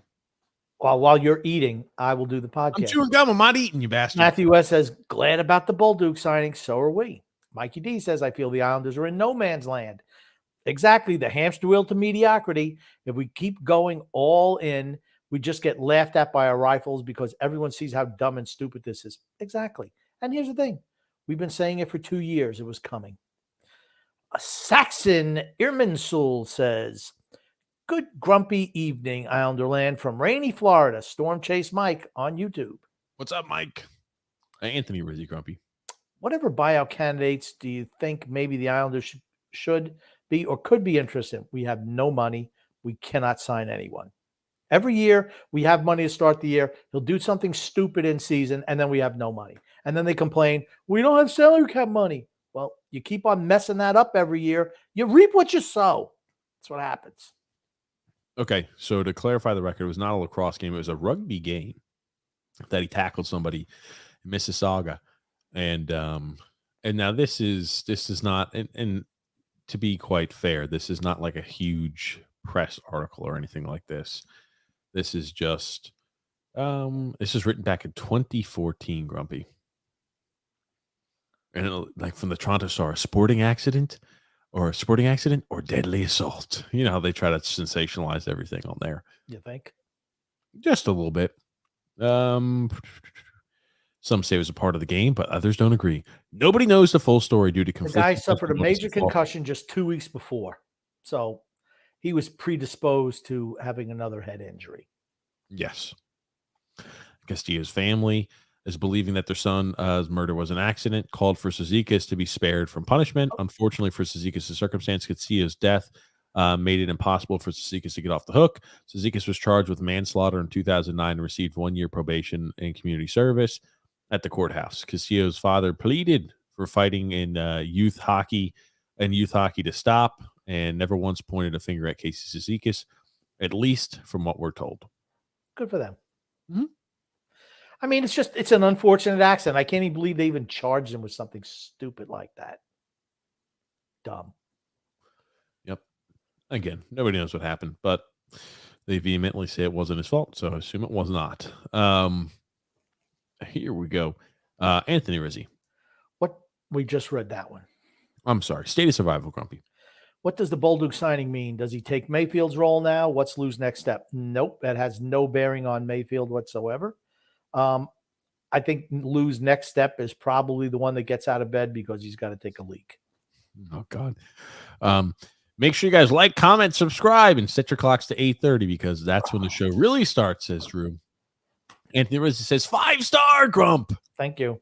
Bookie Betzer says, Pierre Turgeon, my second favorite Islander of my childhood. Kasperitis was his first and made the Hall of Fame. Yeah, he was really good for us. That so 1 year was magical, without a doubt. So happy about Pierre Turgeon, says Matthew S. Greg Prado, Grumpy, have you cracked open a book? I have not. I'm trying to find it. You say you sent it, but I didn't see it in my email. Motherfucker, I told you. I said, Grumpy. Yes, I sent it to you, Grumpy. I can resend it. Greg says, I love this podcast. Absolutely love it. Grumpy. Rick Roma says, Mike Vernon, I'm glad I'm not the only one who thought that was crazy. Yeah. Moogie Betzer said, Turgeon, Benoit Hogue, Kasperitis, Ginger. The team was awesome. That was a great year. Shay, what's up? Shay's back, Grumpy. I don't know who that is. Is Shay dancing now? Is she a dancing singer? I don't know. Hello from the sky. Sorry I haven't been on in a while. I've been busy with my new job. Congratulations, Shay. Congrats. I do graphics for a new Mets company, so mainly work at nights during shows. Wow. Good for you, Shay. All right. She's working for the Mets now. She's connected. If you need free tickets, you know. No, I'm not saying that. I'm just saying you know she's going to get. Saxon says, Bolduc's a great sign. I hope to see him regularly next year. I think he will excel this upcoming season. So do I. Remember, 2 years ago, he was the new sainted boy. Then he kind of had a struggling year with a foot injury, I believe it was. And this year he came back and reestablished himself. Why not? Why not? When your team sucks, all the young guys should play. See who can be part of the solution. You know who,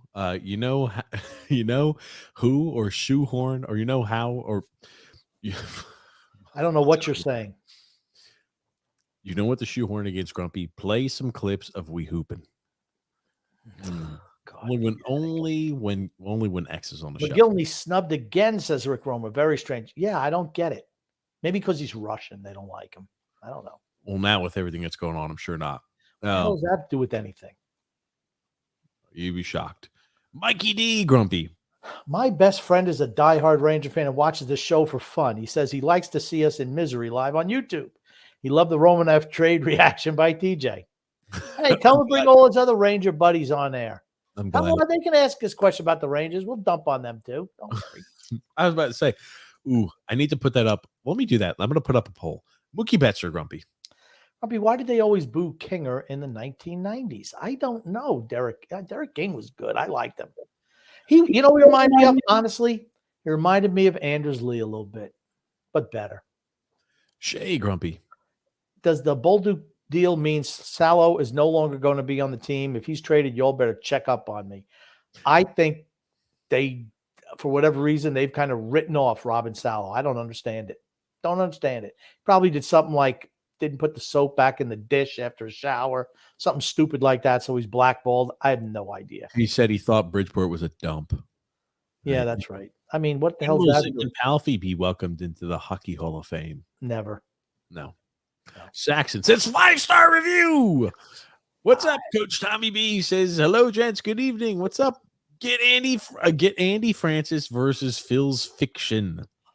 They're actually friendly now. Yeah, they're very good friends. I'm not saying maybe we helped start that. No, I'm just kidding. I'm not taking any credit for that. But I got to reach out to Andy. Andy grumpy. I got to reach out to Andy. Drew says here, Phil hasn't really recovered since I destroyed him in that argument. There you go. Slip and slide draft. The Fredo special. Womp womp, says Mary D.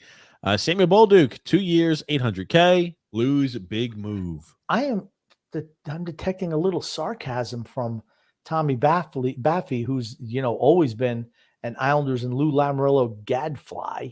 Maybe he's unhappy with the direction of the team. Maybe he's not liking what he sees. That's what's coming out of that executive trash can. He said last podcast he's not happy with what he's seeing from the Islanders. Bookie Betcher says the 92 team was stacked. You recruit Pat Flatley, Scott LaChance, Vladimir Malikov, Darius Kasparaitis, Derek King, Benoit Hogue, and Pierre Turgeon. They were really, and here's the thing, they were fun as hell to watch too. And Glenn Healy was Glenn Healy in goal, right? They let him go. Free agent, boop, see you later. Went to the Rangers. We have a very important poll that just went up. I said, should we spend an entire episode shitting on other teams this summer? Yeah. I said, yes or no. Let us know, guys. Because, again, if that's something you guys are interested in, we'll do it. If not, we won't do it. That doesn't bother us. Can I just give you a hint? You should probably put that poll up at the beginning of the show. I forgot until right now. Last episode didn't do till like 3 hours in. So now we're doing about an hour and a half. It's a little better, right? Oh, my God. Why hasn't Goring been elected yet? He's not good enough. Coach Tommy B said, congratulations to number 77, Pierre Turgeon, on his induction into the NHL Hall of Fame. Milo Brownie said, TJ thought it was tank top today. I was looking forward to matching. Damn, I'll wear my tank top tomorrow, Milo Brownie. I was about to say, usually I wear tank tops on Thursday because I get done with the gym, but today, no tank top action. Next, tomorrow. ESPN equals especially stupid persons network. Shay says, gents, since I'm on a plane, I've got to ask, do you prefer window or aisle? Aisle. I like the aisle seat. I like aisle too. TJ, why does TJ like the aisle seat? So he can get up and take a piss and doesn't have to trump all over people to go to the bathroom. That's the reason why. I like to be able to kind of spread out a bit. I'm big, so I'm like, I kind of lean over that way. I don't have to worry about leaning on another human. He's disgraceful. Alex McDonald says, hey, Grumpy, my wife is getting mad at you. Bailey is her favorite player. She said, lay off him. And she thinks you're getting extra grumpy lately. I'm with you, though, Grumpy. Okay, first of all, now, Dallas, I don't know your wife at all, but she's got a blind spot. Why is Josh Bailey your favorite player? I'd have to ask. I'd love to talk to her on a call-in show and find out why. What has Josh Bailey done to make him her favorite player? He sings that, hey, Josh Bailey, da-da, da-da. I guess that's the only thing I'll miss is kind of maybe she figures maybe she figures that Josh Bailey could help their children with homework and shit like that. Oh, he's a good tutor. That's right, Grumpy. There it is. You want to know who else think that Josh Bailey sucks? The New York Islanders. Mookie Bezos says, Grump, correct me if I'm wrong, but you'd be willing to move every Islander except Sorokin, Barzal, Dobson, and Wallstrom? I think Wallstrom's on the list now. I'm not like, Wallstrom, unless somebody's willing. If somebody overpays for him, I'm fine with it. I'm not trying to openly shop him, though. I don't think he has any value right now. Yes. That's pretty much it. Sorokin, Barzal, Dobson. Everybody else on the block. Whatever you can get for him. But I'd be much more. How much freaking gum are you going to put in your mouth? How many? Okay, people. I don't know if I mentioned it before. You can't give TJ gum because he chews gum like a dog eats an open bag of food. Eats until he throws up. TJ just going to shovel that damn gum in his mouth. How many pieces of gum did you shove in your mouth? Just 2. I've just been eating a whole bunch of gum. I just go through a whole bunch of 2. Why do you need gum? Why? Is there a reason? I want some fucking gum. That's why. What an embarrassment to podcasting everywhere. Says, boys. What can I do to terrorize the podcast this evening? Get on TJ for chewing so much gum. Best season is 93. Rick Roma says, who that? I'll let you read this. Okay. You want to know something? You ever seen the movie The Birdcage? Yes, because you make us watch it. You're like, oh, Birdcage is so funny. I'm like, Birdcage is funny. There's Birdcage a scene. Blows. There's a scene where Nathan Lane is with a guy. It's a show about a couple of drag queens, and homosexual couple and a drag show. And I feel this particular thing is apropos. You have Nathan Lane, and then you have some, good, guy who's in good shape. And so he says, he's chewing gum. He says to Robin Williams, he's chewing gum. He's like, it helps me think. He's like, you're wasting your gum. And that's what I feel like with TJ when he starts chewing. You're wasting your gum, sweetheart. I remember it's about the movie's about like them trying to get ready for like meeting like the spouses or fiance's parents. You don't even know what it's about. You don't even know what it's about. It's been a long time since I watched it. Why don't you chew some more gum? Maybe that'll help you out.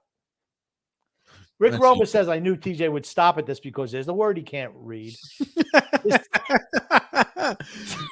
Steve Corianos, aka the draft analyst. The draft analyst is pretty good too when it comes to prospect stuff.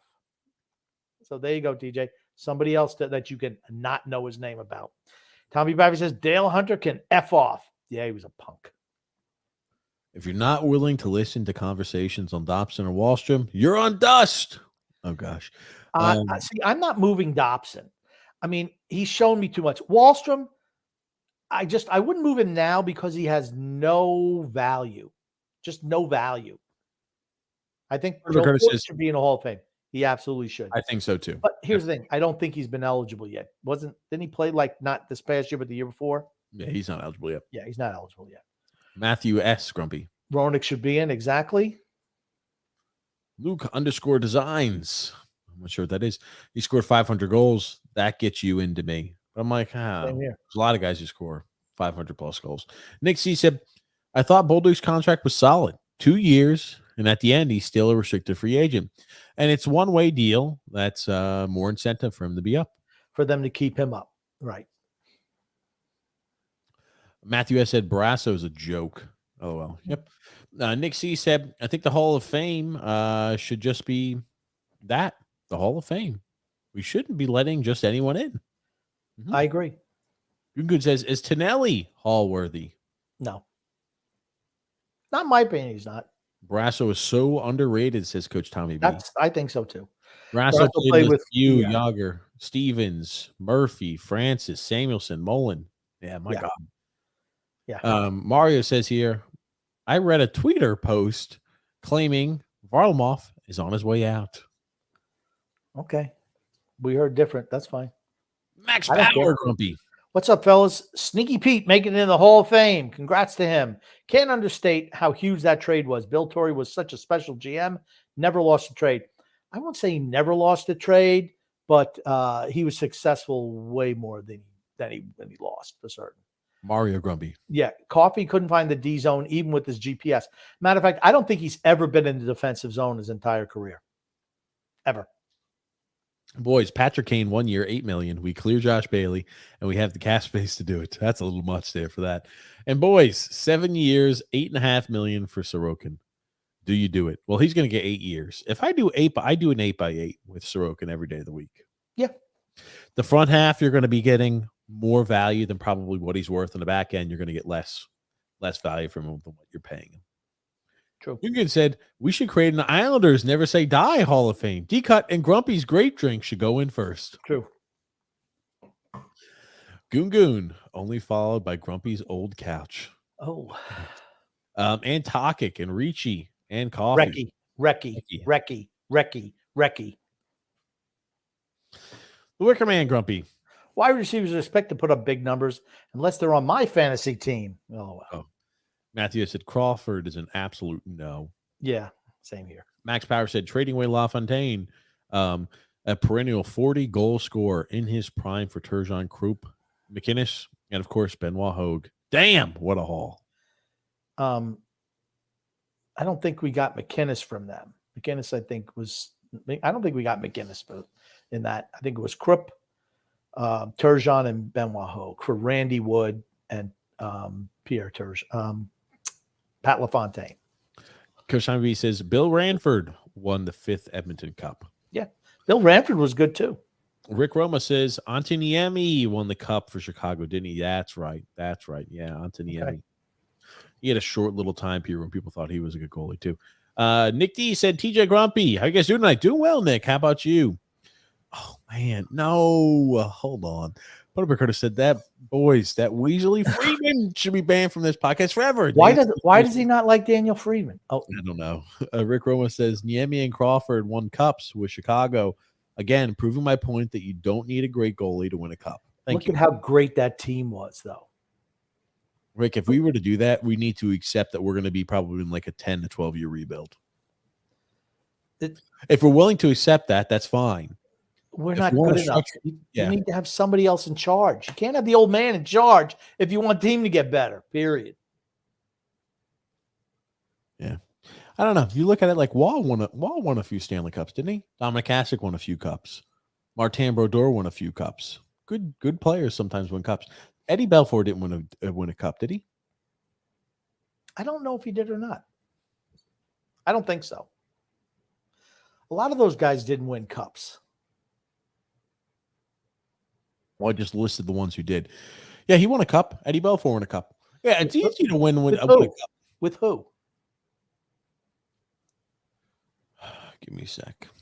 And was he the starter? He was with Chicago. He was at Toronto. I know neither one of them won when he was there. I know Toronto hasn't. Dallas, maybe? I don't know. Who's the goal? Dallas won a Stanley Cup in Dallas in 89-99. Against Buffalo, right? Yeah, man, you talk about freaking crazy numbers. That season, he had a 167 goals against average in the postseason and a 930 save percentage. Pretty good. Pretty decent. No big deal. Pronounced Wale. I don't know. Talking about the girl. McGillney. Oh. When does the grumpy old man get into the hall? When are you expecting your call, Grumpy? I'm not retired yet, so. Hey, Nick C, Grumpy. Oh, you know what I hate? When there's like a little moth gets in the house. But you know what he hates? When I catch him and kill him, just like that. No, Grumpy. Sorry, little mothy buddy.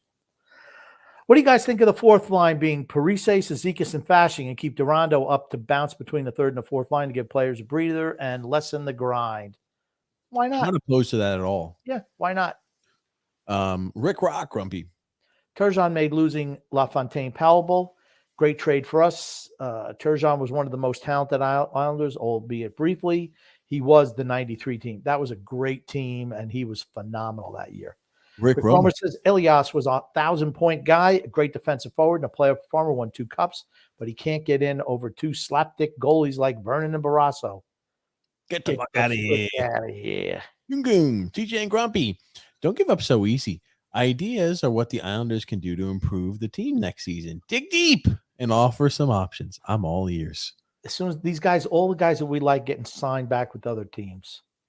So, yeah, I was about to say the options are very finite. And there's only so many times we can re-hit the same exact tread. Matthew S. says here, when does his couch get in? When does your couch get in, Grumpy? Elias also excelled in the dead puck era. That's true. David Sean McDonald says here, the great 77 was finally given a pardon by Judge Canada. How freaking petty. Keeping somebody deserving of the honor because their butt hurt. That rattled a nation. Goon Grumpy. Was Reggie Leach better than Goring or Tonelli? He was a goal scorer.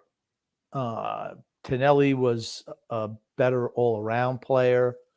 He could also score. I mean, Reggie Leach was a goal scorer. Not that he was didn't play any defense, but he was a goal scorer.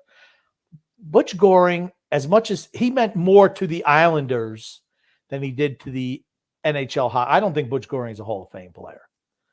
I don't think Tonelli is, but Tonelli is closer than Goring. Reggie Leach was really good. I mean, you need to look up his numbers, TJ, but I think he won a Stanley Cup or 2 with Philadelphia. I mean, he scored a lot of goals. That much I do know. I know he had an alcohol issue. He did win a cup. He did win it. Just one? Yes. He didn't win 2?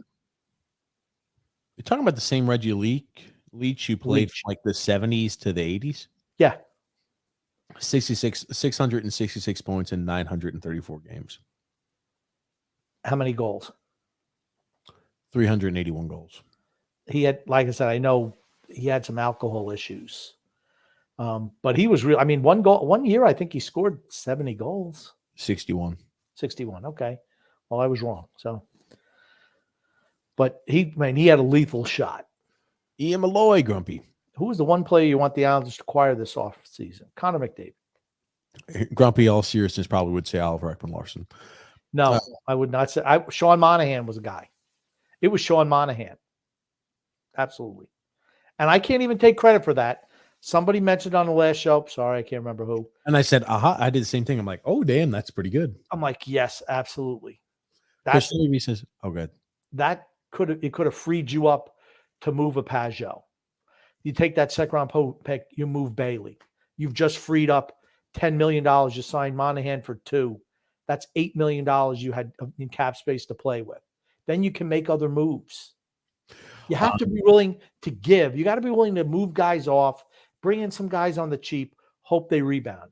Coach Tommy B says here, Mike Vernon was a heck of a goalie. Drew says, Grumpy, can you out the emphasis on freaking and backup? Freaking backup. Freaking backup. Matthew S says here, Brendan Moore should absolutely be in. He should. If he wins a cup as a coach, he's a shoe-in. Yep, I think so too. He's done a lot all over the place. He should be in the Hall of Fame. Rick Roma says Brendan Moore was the captain of the Canes team, I believe, too. He was. David says here, Cujo didn't win a cup. Inductees did. TJ, a cool nickname doesn't equal the Hall of Fame. TJ's like a child that sees something shiny on a shelf. You know what? Damn. David, you are spot on. Bullshit. Flashy name. Look at the shiny object on top of the shelf. Good. Goon Grumpy. TJ, we're coming close to the 1-year anniversary of your reaction to the Romanov snafu. When should it be rewatched and celebrate? Next Wednesday. Absolutely, that's coming out next Wednesday. When the Islanders turn, this is where we would have picked, and then TJ can have his reaction. Drew L. Grumpy. All I'm saying is, if Mattress Firm doesn't sponsor Connor Bedard by the end of this draft, it would be a waste and a bad PR move on the Mattress Firm. How so? I don't know. There must be something we don't know. Maybe he's getting a lot of use out of a mattress now. I don't know. Matthew S says, okay, enough caca. Get to the comments, lamos. Freedom Fun Adventure says, guys, I absolutely love the both of you and the show, but you must protect the show and audience from having by having better guests. Try Michael Forniabio. Who the hell is that? Fornabio. Who has covered Bridgeport for a long time. CT Post, Connecticut Post. Go ahead. Call him up, DJ. I'm fine doing that. Here's the thing. Because I want to find out about what Fredo's like. You ever talk to Fredo?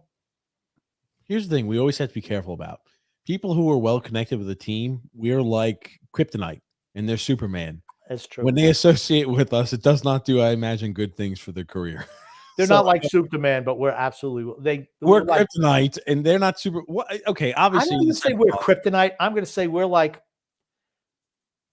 dog shit, and they don't want to get it on the bottom of their shoe. That's what I'll say. They don't like us. Yeah. So we're not positive. We don't toe the company line. We've had ex-Islanders. We speak our minds. We're not. Hey, you know what? If we have 8 20-goal scorers next year, this team can contend for a Stanley Cup. Oh, man. Charles Dittmer said, don't forget about David Chalowski, drafted number 2. What's his name? Chalowski, right? Shazowski? Yeah, it's not Chalowski. Shazowski. There's no freaking L in there. Not one. Shazowski. That's right. Mike Shazowski. McGillney should be in the Hall of Fame. Yep. Reinhart was traded to get Barzal. That's a win. At least Michael Dell, no gold, played, and he didn't get Hosang. Yeah, but he played virtually no games. I mean, yeah, Reinhart. Thank you, Garth Snow. Because you know who never would have made that deal? Lou Lamoriello. Yeah. Never would have made that deal. Goon. I agree. What about having former Islander players on, about having better guests on? I'm sure it's not hard to get in touch with a few players these days with the convenience of the internet. Yeah, it's a lot of lack of effort on my side. I'll be honest. They know about us. We're not positive enough for them. They don't want to potentially burn any bridge that could. But when we talk about them, we talk nothing but positive. But our reputation is out there as bad guys. We have had ex-Islanders on this show who we got along with really well on the show that liked it, and then afterwards they're like, like persona non grata. Yeah, okay. Not anymore. So, that's just kind of how that goes. Drew says here, TJ, I think you should send that draft chart to Andrew Gross so we can ask a very, very tough question. Mr. B says, is Bossy the best non-top 10 drafted player in NHL history? I'm going to say no. And I'm just going to say no because there's a lot of picks not in the top 10. Yeah. I can't tell you who. I mean, Gretzky wasn't a top 10 pick, I don't think. Freedom Fun Adventure says here, I think they had one on Trevor. I think do we have Trevor Gillies on? He's got the fighting podcast. No. Who do we have on? No, I can't remember. We've had ex-NHLs on. Trevor Gillies is very accessible on the internet, and he's amazing stories to tell. He doesn't play Pokemon with TJ. TJ, and that seems to be the criteria to be a guest. Oh wow. Oh fuck. Oh man. Josh Bailey played over 1,000 games. Yeah, he's an NHLer, definitely. Scott Sissions drafted 6th overall. Bust. What's up, James F? He says, hi guys, congratulations to the NHL Hall of Fame of 2023. And David Sean McDonald says here, it's not like picking in the first round matters. Holy shit, 90% of your first round picks were completely dog shit. At least trading the first for a quasi decent NHLer will actually play more than a handful of games. I don't know. Gotta make the right selections. When you're consistently picking the wrong guys and you're like, come on, we got almost a 69. I'm just gonna round it up. You got a 70% chance of having a first round pick of them playing over 200 games and your guys consistently aren't. There's a problem with the fucking scouting department. True. Chicago, link to the Islanders, says Mr. B on Bailey. Okay. Gungun says, TJ, did the lovely Paige accept your recent mustache look right away, or did it take a while? I don't know. I never really asked her. Just kind of was there. Like, hey, got a mustache now. Freedom Fun Adventure says, I'm not a Holmstrom fan, but he would beat the crap out of TJ. Whoa. I don't know where that's coming from. The Islanders don't need to trade anything to end Bailey.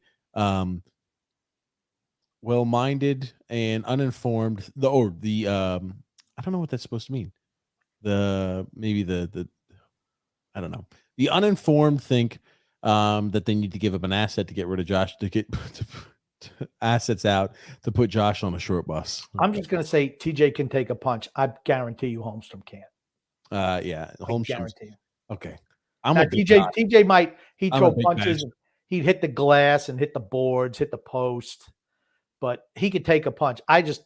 No. I'm going to stick up for TJ on this one. He'd kick. I'd ragged all the piss out of him. He's like, what? Okay. He's $180, $190. Come on, please stop. Ronda Rousey kicked your ass, though. Yeah, sure. Drew L says here, the real question should be, when does TJ shave off his mustache? When it goes out of style. Mustaches are back in now. Mustaches are back in. They're in style. Say the Survival says, TJ, why don't you just do the podcast from the bathroom? Okay. Bathroom spectacular. That'll be episode 300. Sounds like quite the stream, if you ask me. Says Drill. Bury the contract in Bridgeport if somebody wants to eat or somebody wants a second round pick for Josh Bailey. Same thing. She says at this point, just bury Bailey in the minors. Yeah. Yeah. TJ keeps on disappearing, says Mary D. Need to get himself some gum. State of Survival, Grumpy.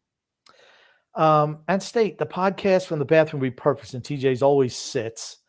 I want draft picks and prospects. Islanders better find innovative ways to gain assets, but doubt Lou is insane. David Sean McDonald, Grumpy, LOL TJ, Big Head McGillicuddy, Easter Island Head. Oh God! Wow! Wow! TJ taking some shots today. It's all in good fun though. I don't care. JP says, good evening, gentlemen. Sean Monahan already taken by Montreal. I know Monahan 1 year deal. Montreal, yep. Monahan, yeah, yes. Why didn't they reach out to his agent? I mean, here's the thing. You don't think that these guys are conversing before the deadline? They absolutely are. Hey, bro, we want you here. We're going to give you a big role on this team. We're going to move that piece of shit Bailey out, Pajot's out, all these guys. We want you on this team. Why not? Coach Tommy B. Grumpy. Did Josh Bailey play the most games in his draft class? I'm going to say no. There's no way. There's still guys who are playing from that draft class. What a crappy draft class that must have been if he was. I mean, who else was drafted that year? John Tavares. Oh, well, then the answer is definitely no. No. That was a Calvin Hahn. He was the year before. I think. Give me a sec. It's loading. Hahn was drafted the same year. Stamkos was 08 too, right? Because Josh Bailey was 08. Give me a sec. This thing is taking forever to load. I think Bailey was 08. I think Stamkos was 08 too, but I'm not sure. Keep reading comments as this freaking thing tries to load. Freedom Fun Adventure, Grumpy. Teams the Islanders can trade with are Winnipeg, Arizona, Nashville, Ottawa, and San Jose. Who would you like from each roster, Grumpy? Did TJ and SunX honor you on Father's Day? I got a phone call from TJ. SunX came over the house. Very nice. Of course, my refrigerator's empty of water right now. He better trot his ass over here and fill it up for tomorrow night's show. Drew Doughty has played the most games out of anybody from that 08 draft class. Josh Bailey's played the second most. Stamkos his third most. Holy shit. I guess by this measure, Josh Bailey's been pretty fucking successful, Grumpy. He's not been successful. He's like a freaking spider. He's just hanging around. Drew Grumpy. TJ, it's not Grumpy's fault. You leave him out to dry. I'd say Grumpy's improvising skills ability is as good as Pat Mahomes. When I go ahead and leave you out there with a Josh Here's Bailey. The thing. All I know is if I leave the podcast, it goes silent, goes dark. No sound. I'm like, is the microphones out? Stop. Like, Tonight's podcast is brought to you by Charmin. David Sean McDonald says, respect your elders, TJ. The comments are funny. We, the people, pick a mess and abuse it to death. Coach Tommy B. Grumpy. No, the Islanders are not paying Parishes bonus this year. We had enough cap space last season to cover it. Oh, okay. Jay Grumpy. Wally is not worth more than 1.5. They should give him a qualifying offer, prove it deal to Wally. We have more cap space next year if he proves he's worth more than. Okay. The old man is going to piss away whatever the cap space we have next year, too. Don't you see that coming? I mean, that's coming from 100 miles away. You can see it. If you have a family member, ill-fated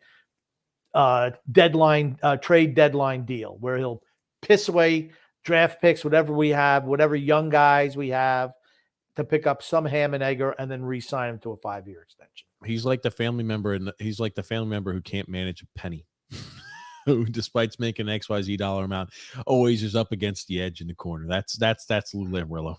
Yeah. Coach Tommy B. Grumpy. Varley has injured his groin 3 years in a row. He likely won't hold up as a number one. He's not worth anything. I mean, they should have moved him. They just should have moved him. Then bring him back on a team-friendly deal. Could have done that. Rick Roma says Monahan has not been the same since hip surgery. I'm surprised he's still playing at this point. I don't know. I would have definitely. He had the groin injury last year, but he was okay. He was having a little bit of a bounce back. He played for a shitty Montreal team, which has to be noted too. It wasn't like he was playing in Edmonton. He's playing for Montreal. JP says Michael Bunting is better than you guys think. I'm not saying that Michael Bunting is a bad player. I'm just saying we can't afford him. We can't afford anyone. Rick Roman says hip surgeries ain't no joke. Good for him. It's true. Frank says, hi, TJ and Grumpy Old Man. It's awesome audience. I'm still loading a truck because I have an 86-year-old concrete guy. How about a 68-year-old concrete guy? 86. I got dyscalculia. What can I say? He's a 68-year-old concrete guy who's a know-it-all like Lou. And he fucked up so he had to work until 8:30. Well, he's gone like Lou should be, though. Oh shit. State of survival, Grumpy. Grumps, if you had the money and the team was for sale, would you buy it? I would not. Oh, you wouldn't, TJ. If you were like a billionaire, you wouldn't buy. I'll tell you what, I would. And you know, the first one to go, like 10 fucking years from being successful. Okay. I say gut the franchise. Lamoriello, these are your walking orders. If you can't do it, I'm going to sit in the parking lot as you carry your box of knickknacks out. Are you going to sit there? No, you're going to sit at the elevator to watch him go to the elevator? Go like this. Bye-bye. I don't know if I'd buy the Islanders. Okay. The Property Brothers probably going to want an astronomical amount for it. Coach Tommy B says Frank K heads out to a trip to Florida with Lou next week. Oh, we'll get all the inside scoops. Free to Find Adventures laughing or smiling says, "Oh my God, somebody cut up Grumpy's rant on trimming bushes." You talking about trimming bushes? I don't remember talking about that. Neither do I. It's bowling time, says Frank. Nick C says you trade. No, here's the thing. I have trimmed the bushes, absolutely, but I don't remember. I know the warden complains the bushes are too high. I'm like, no, they're not, warden. Nick C says you trade Pajot, you can give Ishikov an opportunity with the big team. They won't, though. I think you could, but they won't. Yeah, I don't know. I hope they do. I don't think any of the young guys have a. Here's the thing. It's the same thing for years. They sign all these veterans to long-term deals. Guess what? They're all playing. Remember when we signed Pierre Bouchard or Pierre-Marc Bouchard or something like that on that deal where it's like, oh, yeah, Pierre-Marc Bouchard. It's like we're just continuously, we're just treading tires. But everyone treading water. But everyone that we sign has long-term deals with veterans, and they're all guaranteed spots to start. I mean, that's why none of the young guys get a shot. They don't. They have too much money and term tied up in veterans. It is what it is. David Sean McDonald, Grumpy. The same group that built UBS is going to build an NBA arena here in Las Vegas, and the A's are getting a stadium here too. This New York Islanders fan has a lot of steel to put up, bury a Mets and a Yankees jersey under the home. There it is. Do it. No. That messes with the structural integrity. Don't be doing that, David. I don't think a jersey does. Absolutely it does. Absolutely it does. Do not bury anything underneath that. All right, TJ. You do that. Okay. That messes with the integrity of the building. Can't be doing that. Okay. Drew Music Reviews says here, if you have a gambling problem. It's Drew Reviews Music, not Drew's Music Reviews. He should rename his channel Drew's Music Reviews. Chuck E. Cheese says, I have a gambling problem. Who should I call? 1-800-GAMBLER. He's a gambler. Who's betting on TJ Flubs the ad? Over under. And Jesus, TJ. Simpleton. What's your hour, Simpleton? Noah W says here, what's the price going to be to get rid of Josh Bailey? A second or 2 seconds like Andrew Ladd? I think it's probably a second. Yeah. And maybe a next year third. That's the best case scenario. I can't see two. I'm sorry. You're going to give 2 picks to get rid of Bailey? No. No, I could see it being they have to trade next year's third or next year's second. I could see it start giving away next year's draft capital already in anticipation. Drew L said, wait, did I hear that right? Are the Cuck Islander media finally starting to grow a pair and rebel against Lou? Holy shit. I thought I'd never see the day. Now, let's just hope the ultimate cuck, Andrew Gross, follows suit. Oh, no. Noah W, Grumpy. Any chance he says he doesn't want to play in the AHL or be healthy scratch so he retires? Anything's possible. If you make it miserable enough, he'll leave. You got to make it miserable. You have to be willing to come off as a hard ass. Frank says here, we don't dare give anything to get rid of Bailey. Make him suffer a buyout. Like we've been suffering watching him play for all these years. Happy summertime, everybody, says Coach Tommy B. David Sean McDonald says, that's what's great about dementia. You never remember the stupid shit you pulled the day before. Oh, my God. In state of survival, Grumpy.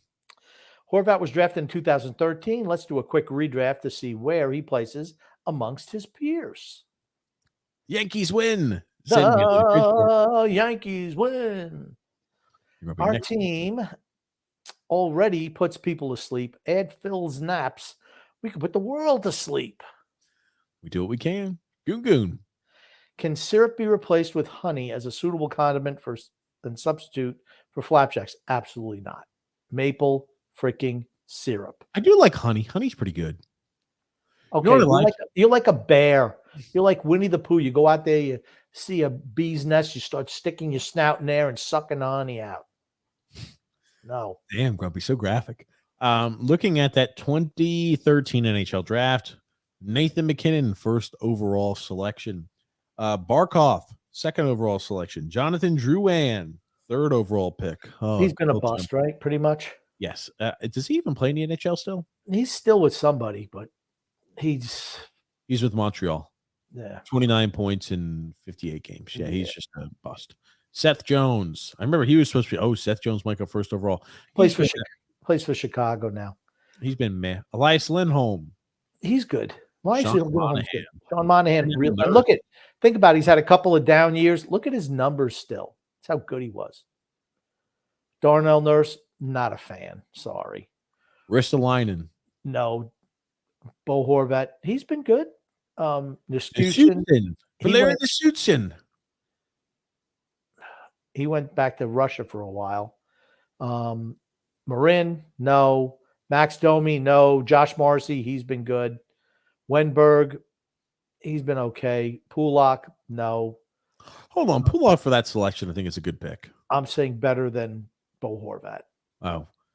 Start off, no. Lazar, no. I must say no. Burakovsky? No. I don't think he's better. No, I don't either. Nope. Yeah, I mean, I think they got, I mean, I don't know what's going on in other rounds. Whoa, hold on, Grumpy. Here you go. Tristan Jarry, he blows. But, I mean, if you look at the numbers of the guys, look at the numbers. You don't see a whole lot of goals. There's Bushnevich. He's one guy. And Jake Gensel. Jake Gensel was a good pick. Wow, right after us. But, I mean, you look at how many guys. Look at how the numbers change when you go from the first round to the second round and second round to third. Wow, Carter Verhaeghe. Drafted by Toronto. That's right. Oliver Bjorkstrand. Yeah. He's pretty good. Yeah. Oh, we don't have a third round pick this year either. Mm-hmm. Already traded that one away. Stephon Williams, remember him? I don't. I'm trying to see here now. I'm looking just for big performances here. Yeah. That's Alan Quine. Remember him? Oh, yeah. Remember him. Yeah, that's what you're looking for. Hey, man, Alan Quine, so fantastic. But it just brings out the point from earlier, how if you're not picking early in a round, in the first round, you're not getting any high talented players. Mackenzie Weegar was a 7th round pick by Florida. Wow. Yep. He was small. That was the knock on him. Small. That's before small defensemen were in. Because he had offensive talent, but he's small. That's why he went 7th round. What's up, Scott? How are you? Freedom Fund Adventure, Grumpy. Does anyone know about Tanner Jeannot and how you pronounce it? TJ has resigned. He is not, but he will be resigned by Tampa. Drew L. Grumpy. Does Kim Henrik get a ring for making the Hall of Fame, since that's the only ring he's ever going to win? Maybe he also has a wedding ring too. Oh, Bolduc is already better than Mayfield. Oh, Frank. Just needs some more experience. No. That's a little early for me to be saying or jump on saying that conclusion. Status Fiverr says prediction: the chips will all fall right in the draft, and Michkov fall to the Islanders in the second round. It's too bad because they think that he could drop, but we'll never get him. Never. No. Zeke went from manslaughter to the NHL. Henry Ruggs went from the NFL to manslaughter. Hey, fair trade. Freedom Fund Adventure, Grumpy. Does anyone know the best thing about dating a Rangers fan? She'll never expect a ring. Hey, that's always an oldie but a goodie. Goon, Grumpy. Has it ever been explained why and how Bossy fell down so far in 1977 draft? Were the Rangers happy to have passed on him twice? Only outdone by the Rangers passing on the People's Champion 4 times. Wasn't physical enough. Didn't play any defense. And that's when Torrey said, what about Bossy? He scores goals. He's like, I can teach anybody to play defense. I can't teach how to score goals. Yep. David Sean McDonald says TJ needs Rosetta Stone for ads. English to gibberish. Oh, shit. He's on the verge of manslaughter for killing ads. Sean, I didn't even listen to your ad read. I knew it would be bad. Oh, fuck yeah. I was like, God almighty, I'm going to have to read all these freaking... Because it's like, you're looking at it, it's like a sea of red. They send it to you in red, and it's like, ugh. They give you like weird spacing and italicized in weird spots. I'm like, shit, just send it to me in one easy language to understand. Come on. Scott L says, does Lou go to the draft or does he pull a no-show because he traded away another first-round pick? I think he'll be there. but doing what? Who knows? From Curtis says, TJ, who's your favorite character in Trailer Park Boys? Julian. I like him. I like Julian. Bubbles. They're all good. I just like the show. David says, love you both. Love you too, David. Noah W says here, right defenseman, unrestricted free agent, Vets, Hamonic, Klemberg, Doomba, Shattenkirk, Hull, Stecker, Clifton, and Mayfield. I just don't think we can afford any of them. More gum? Yeah, gonna be.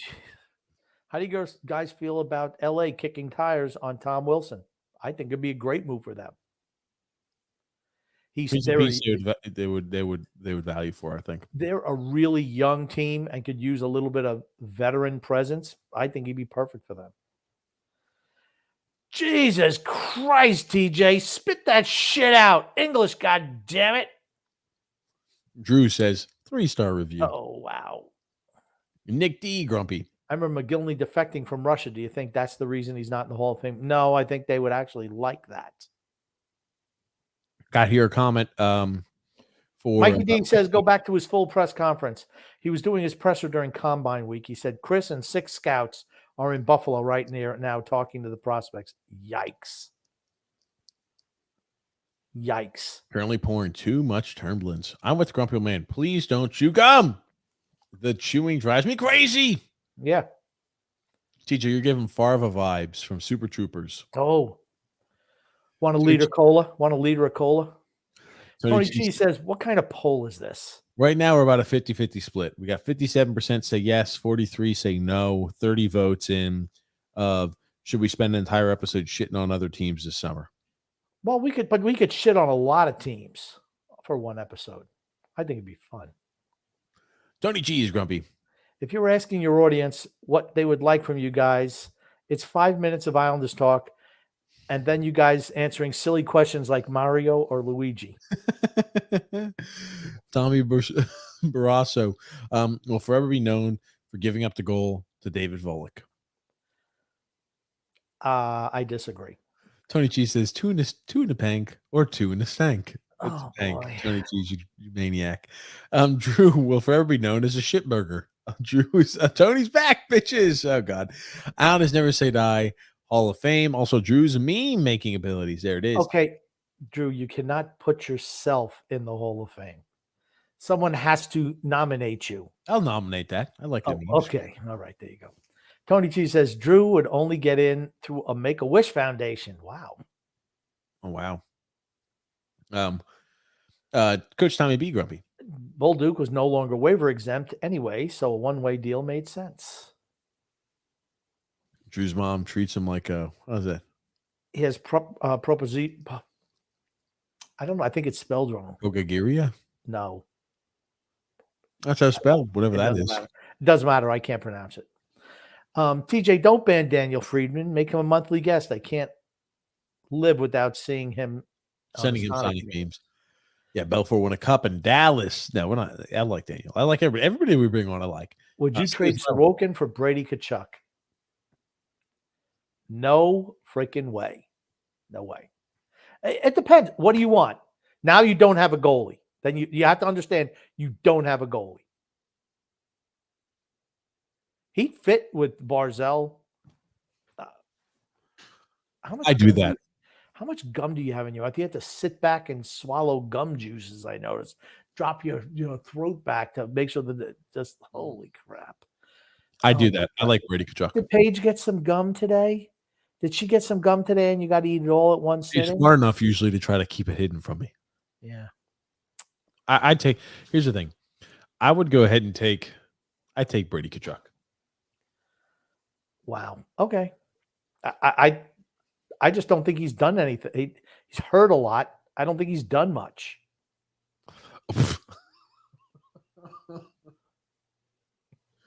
Tony Cheese sent me whatever the hell this is, and it is not. No, Tony Cheese. That was not a nice comment, Tony Cheese. Whatever the hell that is, Bulgaria.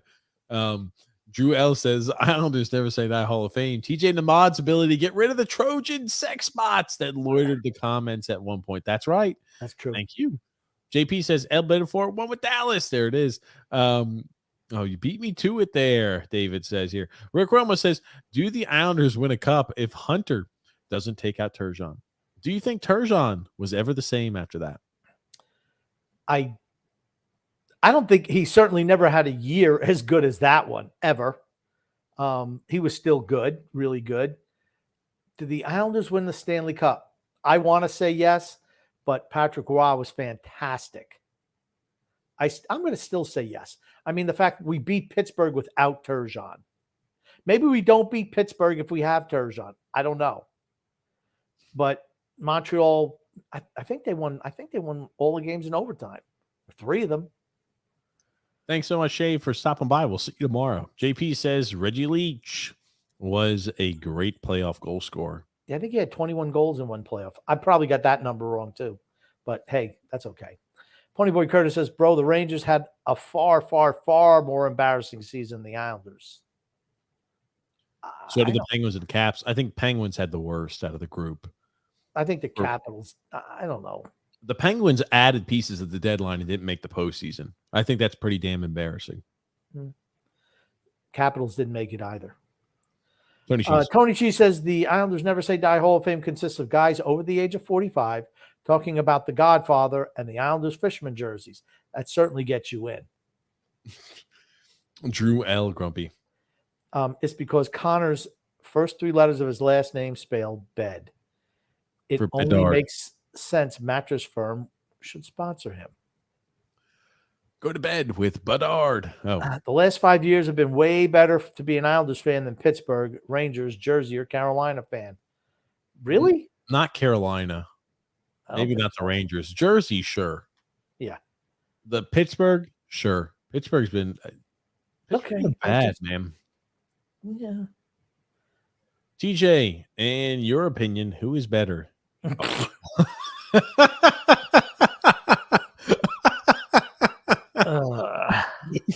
second one.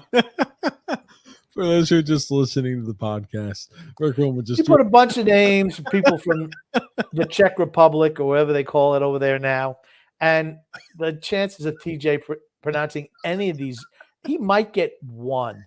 But Rijo Rustalainen. What's his name? Rijo Rustalainen. It's not Rijo. No. Stanislav Nektar. That's close. Yaroslav Shavovsky. And Vladimir Tablopka. I don't know. I tell you what, that was worth Rick Roma just typing it up. It was worth just typing it up. The second one, Rick Roma.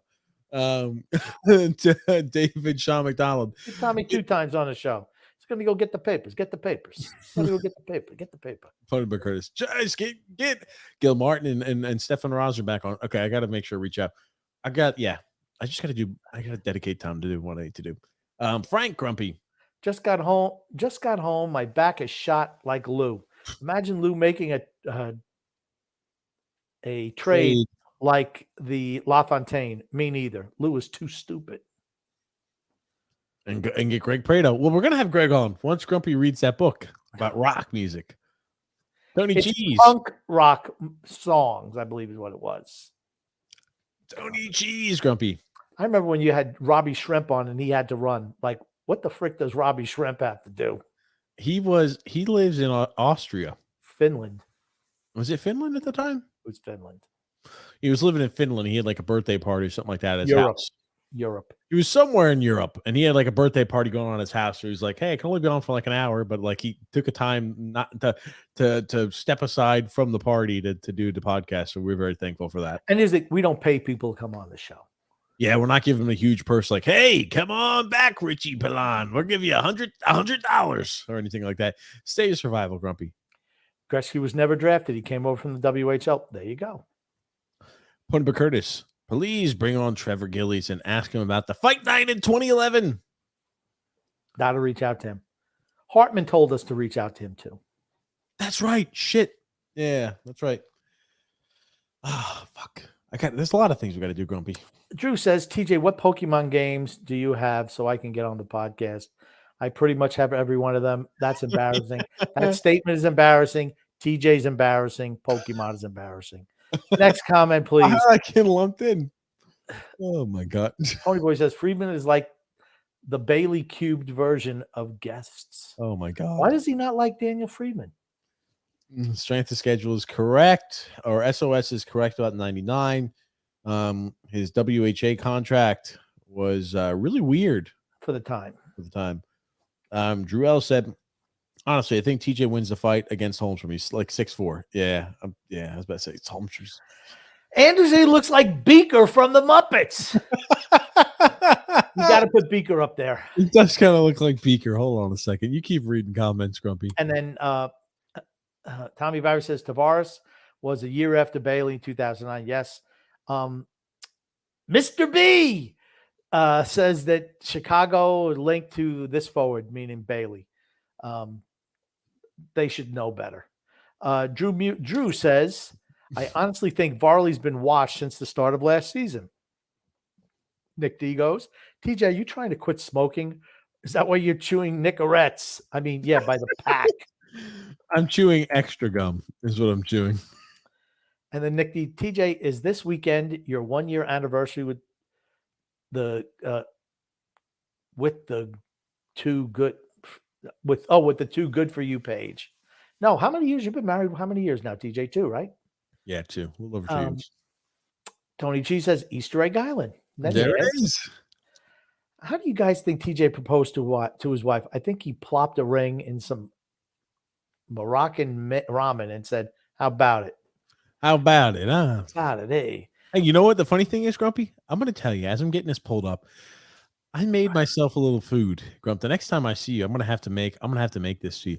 I got some pork belly and some ramen that I've been eating. And it's like, whew, man, it's cheap. It's a whole bunch of food. It's cheap. You're like an animal. It's good, man. I'm telling you. I'm trying to find the best picture. Okay. I'm trying to find the best. That's how Beaker talks too. It's kind of how Andrews Lee sounds, isn't it? Kind of. Drew says, and TJ should rename the podcast to the TJ is Always Late podcast. David Sean McDonald says, under home plate, TJ. I don't know what that was for. Freedom Fundamental says, Grumpy, you did a rant tonight on trimming bushes. I did that tonight and having a really nice bush. TJ, what it sounds like something they're making up to try to get it does sound like something. Yeah, there he is. It's Beaker. Where's Beaker? Where is he? That's him. There he is. Very, very similar. They do. I don't know who said that there, but that is pretty spot on. Andrews Lee does look a little bit like Beaker. Yeah. And I'm not sure. Nick D says here, I'll be impressed if you guys get mad at Mike Milbury on the podcast. I don't know how to contact him, but if somebody had his contact information, that's up there on the list. He might get in touch with him because he just don't give a shit. David Sean McDonald says, ad reads, Sea of Red. LOL. It's just English. Yeah. Brian Jennings says here, good evening. Gonna be a long, underwhelming Islander season ahead. Very true. What's it like? I'm looking forward to next off season. What can we do? That's the next high spot for the Islanders next off season. Drew says here, by the way, TJ, we're closing on a 1.5 year anniversary of my first time I commented on the show. Episode 94 was the first to be exact. Wow. Damn, we're at episode 233. The only reason I know is because I looked at it beforehand. Nick D says, TJ, is your favorite place Shenanigans? I'm not sure what that means. That's from Waiting. Gosh, I think Ryan Reynolds was in the movie. I want to say it was Waiting. Gosh, I can't remember it now, but I know what it's from. That's the one where they have to wear flair and shit like that on their shirts, and they've got Jennifer Aniston in it too. No, that was, I believe, Office Space. No. It's the one with all the flair. I don't think Jennifer Aniston was in that particular movie. Waiting for something. Ryan Reynolds is in it. I like Ryan Reynolds. Yeah, it's just called Waiting. Okay. Waiting. There you go. Jennifer Aniston was not in that. Jennifer Aniston, Anna Faris was in it, and Justin Long, the guy from Dodgeball. Dane Cook was in it too. Yes, that's right. Okay. TJ should be inducted to the Bathroom Hall of Fame. Oh, yes, that's true. Drew L said, thank you, TJ and Grumpy's being Mr. Negative Nelly, because he knows I bring at least 70% of life to this dang podcast. There it is. Brian Jennings says here, I miss Trent Hunter. I love the guy as a player. And then Brandon Gaines says Brady Tkachuk is intriguing and isn't hurt as often as you think, Grumpy. Played 82 games this year, 79 the year before, in all 56 in 2021. Okay. Frank, Grumpy. TJ, I guess I meant Bolduc has a much higher ceiling than Mayfield, the turnover king, for like 500% cheaper too. Actually, he's only half as cheap. Like something said, like Tori said, you can't teach defense not scoring goals. You can't. That was Arbor who said that. Tony says, I nominate Rick Roma for comment of the year. I wonder which one he's talking about. This one. So that's the one. That's correct. Oh, good grief. Brian Jennings says here. Matter of fact, that comment should start just about every show. Yeah. Brian Jennings says here, this team is so poor talent wise. I get wood at the thought of having Oleg Kavasha. Man, and he was so bad. So bad. Coach Tommy B says, Tommy 2 times. Love the reference. Do you know what movie that's from, TJ? Yeah, it's from Goodfellas. That's correct. I can't believe. What'd you call it? Good Boys? Is that what you're going to call it? It's Goodfellas, damn it. I just said fucking Goodfellas. Frank, Grumpy, keep reading. Keep reading, Grumpy. Keep you on pace. How are all my Maine dogs doing tonight? Sorry, was in the shower now making dinner. Drew says here, Grumpy, I'm not going to listen to a boomer like you. All you grew up with was Pong and Duck Hunt. Freedom Fun Adventure, Grumpy. Next week's episode will be sponsored by Big League Chew. TJ will shove the entire bag in his mouth in one go. Grumpy, please find us some things to be positive about the Islanders. I had positivity last week. Sean Monahan. I wanted him desperately. I was living on that thread. Now it's gone. I just don't think he's going to do anything. Maybe everyone gets better this offseason, even especially the old guys. Seriously, positive. Horvat will be better than he was this season. He will be. And hopefully Matt Barzal healthy with a healthy Horvat will produce more points and more goal production. We still need a left wing for that line. Yep. Not much. Drew says here, Phil's Fax looks like a butthead. No. Wow. Tony G says here, this fucking guy will put anything in ramen. TJ eats like he just got out of a 10-year stint. Nick D says here, we don't have to take melatonin when Phil's on. Oh, God. Very true. Tony Cheese said, I guess with that mustache, you can guess. Oh, he was incarcerated for. What is that supposed to mean, Tony Cheese? I was incarcerated for homicide or something like that. Not any pedophile thing. I'm sure that's not what you're alluding to there, Tony Cheese. Vinny Smith. Can you explain what the new owner of the Islanders has to say about the direction team? Absolutely nothing. He's just there. He's a minority owner. Nothing. Mets or Yankees jersey under home plate. Oh, shit. Oh, no. Don't put any jersey. That's right. The home plate thing was under home plate. Oh. At the Vegas A's Stadium. Oh, shit. If you're picking a jersey under home state, under the home plate, yeah, put a Mets jersey there. You don't have to worry about that ruining the structural integrity of the ballpark. Ouch. David Sean McDonald said, the GOAT, Batwing. Yeah, Grump. What's Batwing, Grump? I don't know what Batwing is. Just waiting? I don't know. I think it's just waiting. Or is it just waiting? It's just, I don't know. Tony Cheese says, like waiting, I think is what it was. Waiting, TJ must have a great life insurance plan. I can't believe your doctor wife lets you eat like that. Yeah. She shockingly didn't want any of it. Crazy. Drew L said, I don't know if personally we trade Sorokin. I just want like 3 firsts and second. If we got 3 firsts and a second, when you trade Sorokin? Yes. And if it guaranteed the rebuild, I would do that in a heartbeat. Yeah, it had to guarantee the rebuild. All the other pieces of shit need to go as well. I don't want to see him getting rid of Sorokin and keeping those trash, slack-ass MFers that litter the franchise. Don't want that. David Sean McDonald. Stretch your ball bag to look like a Batwing. Wow. Oh, God, that was from that movie. What's up, Epo Parm? Good evening. Shenanigans is from Super Troopers. Oh, thank you. From Super Troopers? Tommy Bauer says, I got to drive through the Sonny Corleone toll booth last week. Good for you. And he made it out unscathed. Rick Roma, just get random names from the KHL that are remotely Russian and ask TJ who's better. Laugh my fucking ass off. It was Jimmy 2 times. Oh. He's flying through comments trying to get the podcast over. Oh, Grumpy's filling TJ's commissary. Oh, God. And Shenanigans refers was the movie Super Troopers. There it is. There you go. Grumpy, this is the first time I think months that we got through all the comments, man. Yeah, it's true. It's true. Hey, there it is. But Grumpy, we're at the end of the show here today. There's no show on Saturday. We said that early. I'll say it again. There's no show on Saturday. I'm out of town. Next Wednesday is a draft spectacular with Phil's facts. It's Phil's facts. Yes, Phil's facts. He's gonna be on the show next Wednesday. No show this Saturday. Grumpy, what do you want to say before we wrap? I want to say love and laughter to everyone who listens and even those who don't. From TJ and the Grumpy Old Man.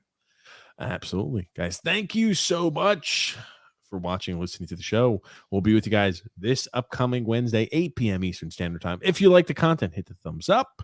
If you're new to the channel, make sure you hit subscribe. We'll see you guys this Wednesday at 8 p.m. Got a few comments that came in. TJ Shenanigans was from waiting, where the bat wing. That's where the bat wing comes from. I thought Shenanigans was from waiting also. I don't watch enough movies.